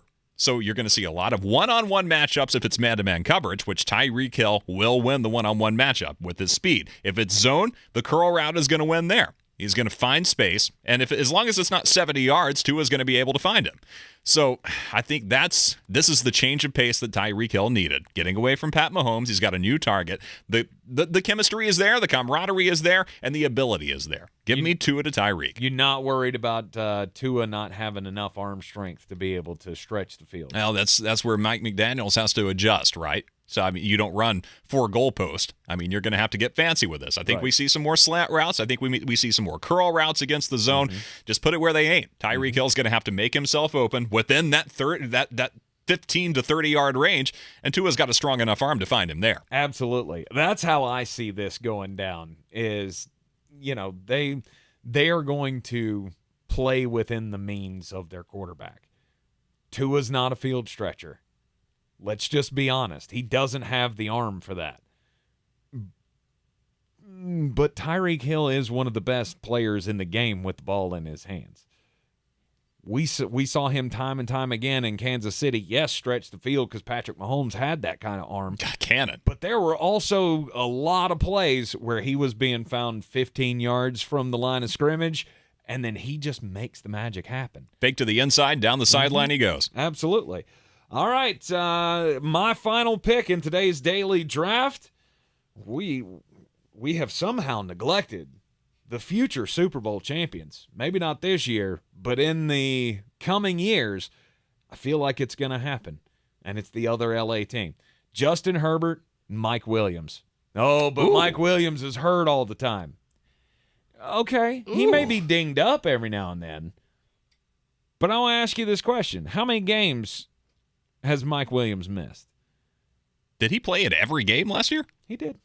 He did. Really? He has only missed 2 games in the last 4 seasons.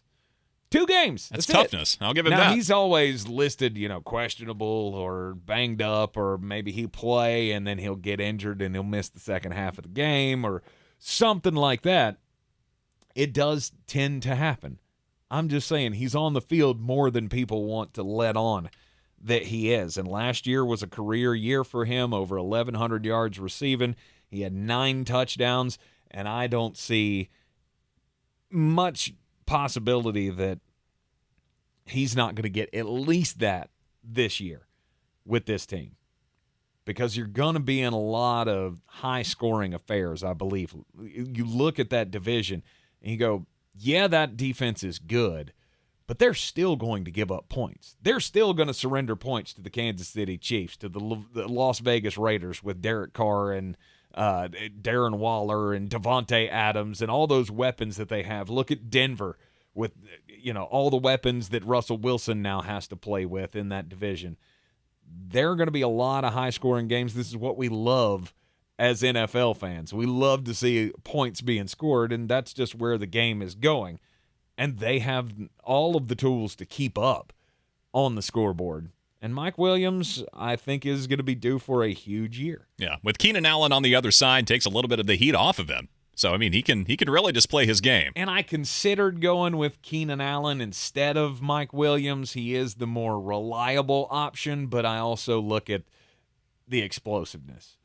Mike Williams has way more in the, in the TNT category at this stage of his career than Keenan Allen does. There's no substitute for raw talent, and that's what we're looking at here. 100%. All right, so Caleb, here's the rundown of Caleb's quarterback-receiver duos for the 2022 season. He's got Matthew Stafford and Cooper Kupp, Tom Brady and Mike Evans, Derek Carr, Devontae Adams, Dak Prescott and CeeDee Lamb, and Tua Tagovailoa and Tyreek Hill. Meanwhile, I'm going with Josh Allen, Stephon Diggs, Joe Burrow, Jamar Chase, Patrick Mahomes, Travis Kelce, Kirk Cousins, Justin Jefferson, and Justin Herbert and Mike Williams. Who won? It's up to you to decide. Weigh in on the YouTube comments during the break, and when we come back, the most important message of the day. This is your Exergent Temporal Scanner weather forecast on ESPN Asheville. Well, most of the big rain staying well to our south here for the work week down in South Carolina, and just a splasher-dash thunderstorm here in the mountains for midweek. 61 degrees our low in the valley tonight with some 50s in the higher elevation. Partly cloudy Wednesday, beautiful day, high 83 with a stray shower, thunder shower. Rain chances picking up a little bit Thursday, Friday with temps in the low 80s. I'm meteorologist Scott Larimore. That's the latest Weather Channel forecast. This is your time saver traffic on the new ESPN Asheville. The right lane is blocked due to a disabled vehicle on 26 westbound at NC 146, causing stop traffic up to NC 280.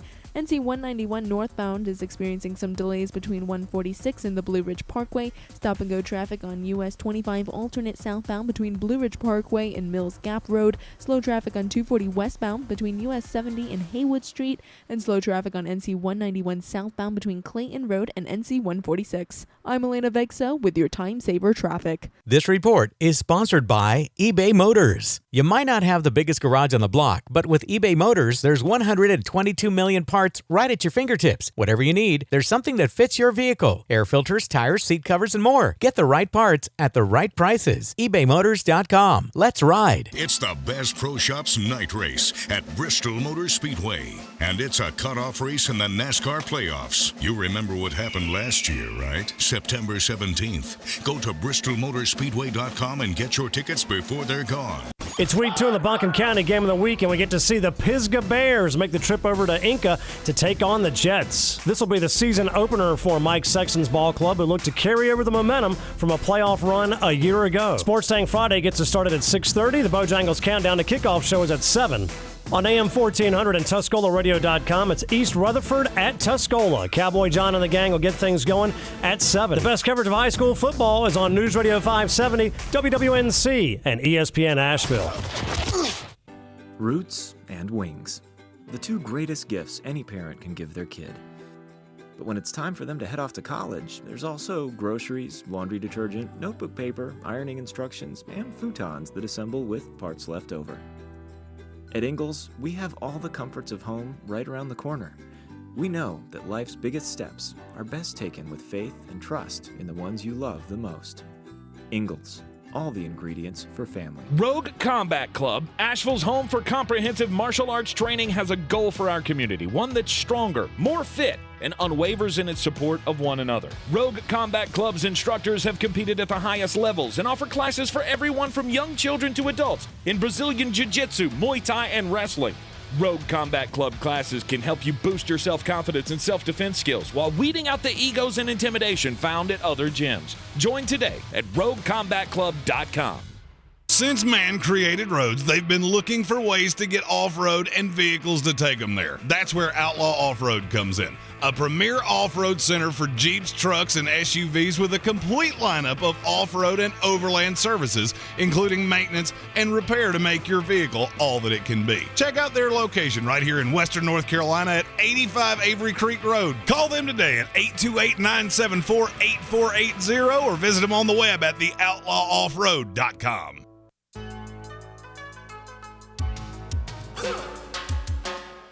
And welcome back into the Ingles Studio on ESPN Asheville. It is time for the most important message you're going to hear all day.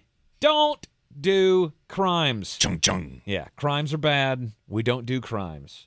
And I have to imagine that there were more crimes being done than were charged in this scenario, but I will let you be the judge. This is also the fun time where we get to play the game of guess where this happened. A 33-year-old man was arrested the other night on late Saturday night after he heard the bell. He heard the bell, and he just had to go to the Taco Bell. The problem was I don't know if he was in this state before he got to the Taco Bell or if he just saw the Taco Bell and went, you know what, I have to take all my clothes off. He got naked and climbed through the drive-thru window at the Taco Bell and then proceeded to lay on the floor of the restaurant and refused to leave. How intoxicated was this guy? It's not said. Huh. It's not said in that's the thing where I said I think there were other crimes involved that were not charged because this guy was arrested. He was charged with exposure of sexual organs. That'll do it. But I'm pretty sure there was either public drunkenness or high on meth, or I don't know. Obviously, he wasn't in possession of anything because he had nothing on. He had used whatever he had. But to climb through the window of a Taco Bell, like I get wanting your late night Mexican pizza fix. But what could possibly go through your mind that would say, you know what, I'm naked. We'll feel really good right now. Let me lay on the floor of a Taco Bell. I mean, they've got that new grilled cheese burrito things. I mean, I would climb through the window for that.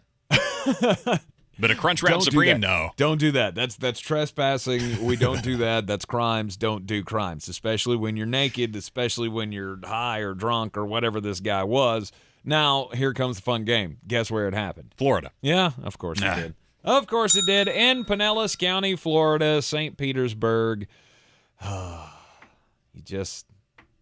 He's a Bucks fan, too. I know he is. Don't do crimes. I think we have a slot open for a guest on next week's show. Let's get him on the line. Let's call up Mr. Christopher Verstraeten. Oh, great. See what he can crawling through the window naked. See if he can put together a coherent sentence. Don't do that. Well, this one happened just a little bit north of Florida. School bus driver. Let's start with that. Got to school, actually. 43-year-old lady by the name of Tammy DeCerbo. Was about an hour after she had completed her Monday morning bus route, and authorities showed up. She was still visibly intoxicated. Oh, wow. Yeah, she was quite drunk. So somehow she managed to get the kids all the way to school. Thank God for that. Honestly, right? No one was injured because there was no accident, but she was arrested for driving under the influence. And parents are quite upset. As they should be. Because this is the second time in 2 school days that this has happened. So on Monday morning, she was arrested for drunk driving. On Friday afternoon, the previous Friday, another fella by the name of Jeffrey Tucker crashed a bus into a ditch. Right. Everyone was okay. The school brought him another bus. He finishes his route. Whoa, wait, what? And after, this is from Fox News, and after he finishes his route, the police show up. and he is facing a DUI charge as well. So 2 school bus drivers in where is this? Pickens County, Georgia. Well, I assume it's South Georgia somewhere. Over the course of 2 school days have been arrested for DUI. And parents are hot. I mean, livid. And I get it. But how do you do it? The guy crashes the bus, and you brought him another bus That's to what finish it says. the route? I don't know how that happens. Nobody showed when whoever showed up with the new bus, they didn't go, you smell funny. Before Tucker was arrested, and by the way, this Jeffrey Tucker looks like a drunk, bearded Steven Spielberg. I mean, just not for nothing. Okay. Before Tucker was arrested, quote unquote, Georgia State Patrol said the school sent another bus so he could finish the trip. So at least he finished the job. Just, don't do it without kids in the car. Especially don't do it with kids under your control. Oh, absolutely. It's a bad idea. And you will go to jail. School bus drivers drinking and driving. What shocked that wasn't Florida. America. It is the Sportsocracy here on ESPN Asheville, and time to play Real or Not Real again, because there's one story that keeps growing, and it doesn't seem to go away. And I'm starting to at first I thought this was not real. Now I'm starting to lean toward, no, this might be real. And it hurts my heart because it's one of my favorite players in the NFL. The Washington Commanders and what has happened with Antonio Gibson. So Antonio Gibson fumbles in the preseason game 2 weeks ago. And then he starts they start running him out there with the threes in practice. He's returning kicks. Like, he's gone from no doubt number 1 running back on the depth chart to now he's getting the scrub treatment. And I thought this was just Ron Rivera playing that old school ball coach. We got to give him a little inspiration. We got to tell, really show him that we're not going to deal with these insecurity things with the ball. So I'm going to run him with the threes. But there are insiders now, according to people who are way more connected than I am, that this is actually real. Like, Ron Rivera is Seacrest out on Antonio Gibson. In the preseason game this past week, which I know starters don't play in the preseason, we get it, especially this past week, we saw practically no one worth their salt actually playing. Not in week 4. But Antonio Gibson returned the opening kickoff, and Brian Robinson was playing the number 1 role. And there's thought that might actually be the status quo going into the season. My big question is, why? Is Ron Rivera trying to get fired? Because he's already canned Sam Mills. I saw that. Who was with him through the worst of it all. Mm-hmm. And just, see you later. And now this? After 1 fumble? It's not just 1 fumble. I mean, it goes back to last year.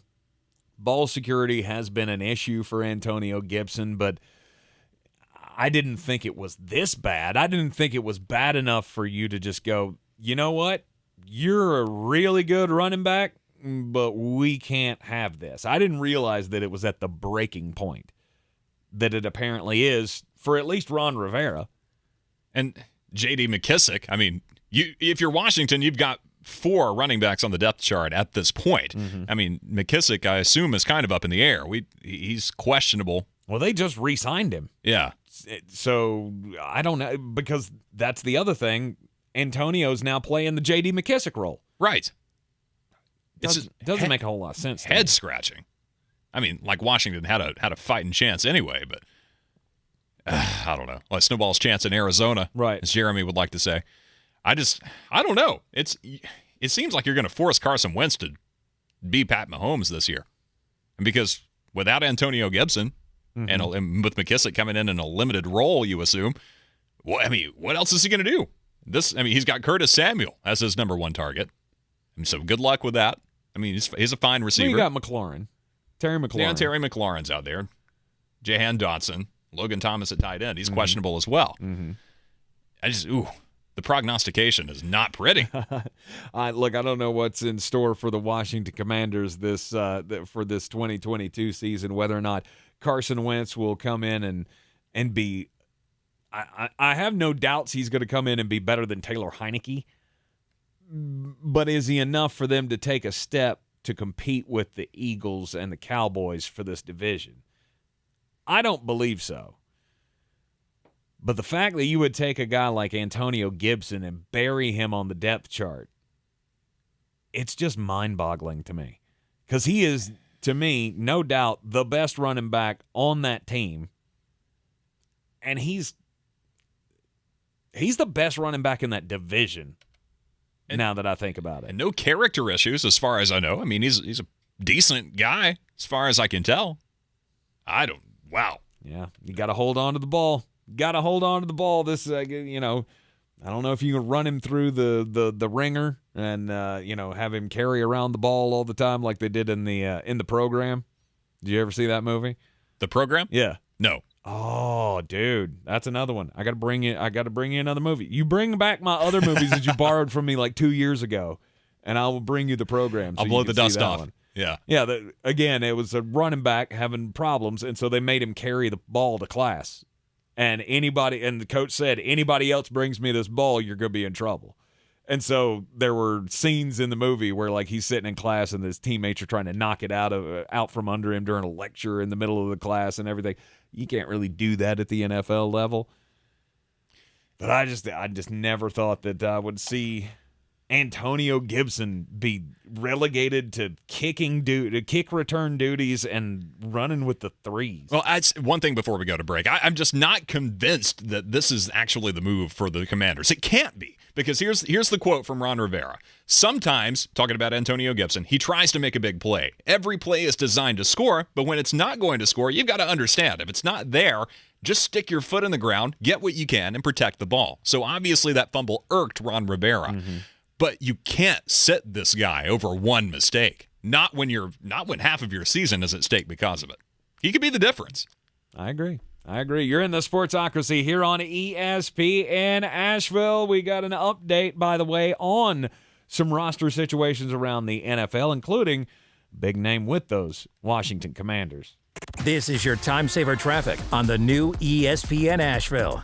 Expect stop traffic on 26 westbound between US 25 and NC 146 due to the right lane being blocked by a disabled vehicle. More stop than go on 191 northbound between NC 146 and Blue Ridge Parkway.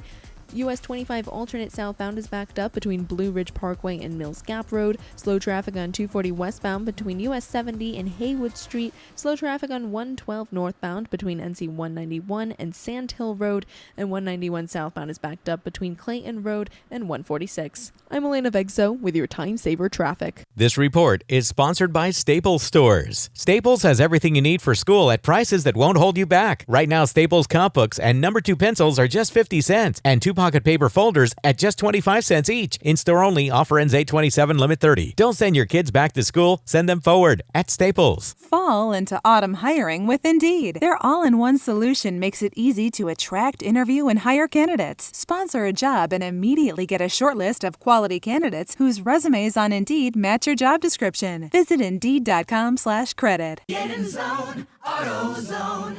Welcome to AutoZone. What are you working on today? Thinking about gas mileage. An oil change with quality oil like Pennzoil Platinum Full Synthetic can help your engine get more out of every mile. Right now, you can get 5 quarts with an STP Extended Life Oil Filter for only $35.99. Get what you need for better fuel efficiency at any of our 6,200 stores or on AutoZone.com. Get in zone, AutoZone. Restrictions apply.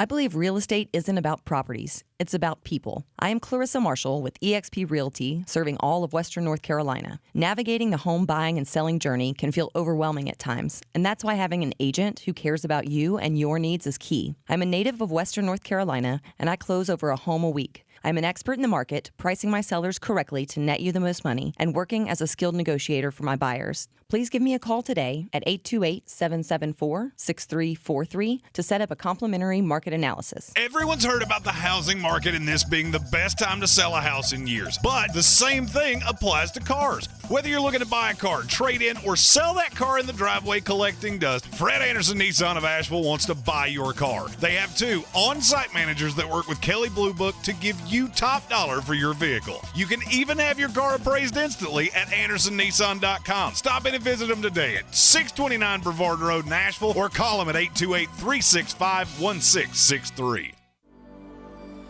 Our communities are filled with wonderful people who make living here great. At Home Trust Bank, we're proud of that. And that's why we focus on helping homeowners prepare for what's next. Our local mortgage bankers have the experience you need and exceptional personal service you'll appreciate. Home Trust Bank is ready to help make a house your home. When it's time to buy, visit your local Home Trust branch or go to htb.com/mortgage.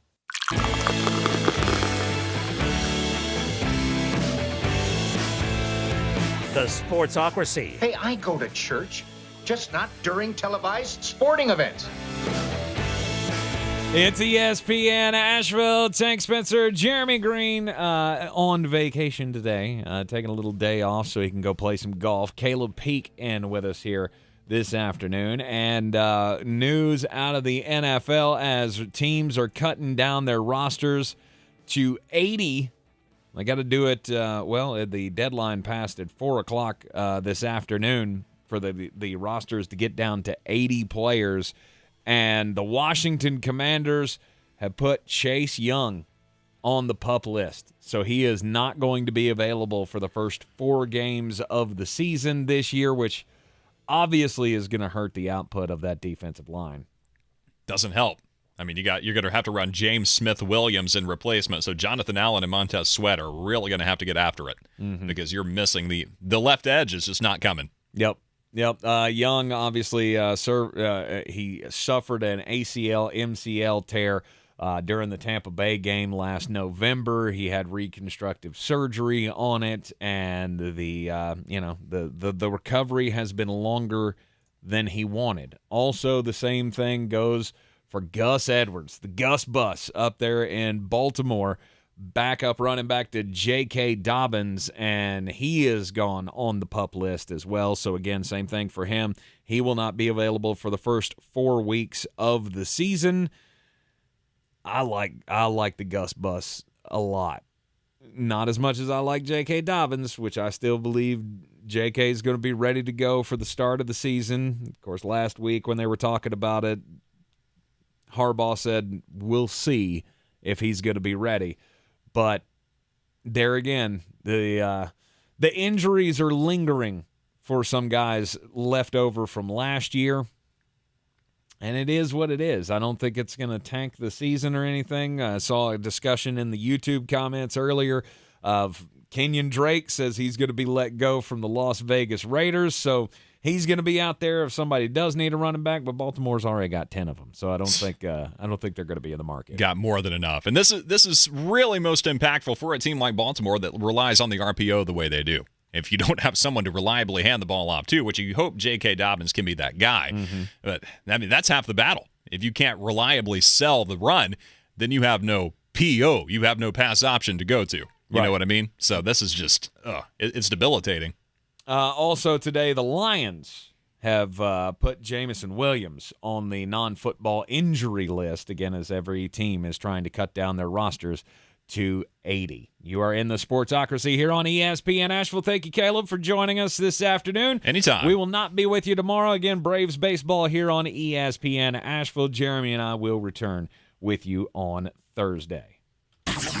This is your Exergent Temporal Scanner weather forecast on ESPN Asheville. Well, most of the big rain staying well to our south here for the work week.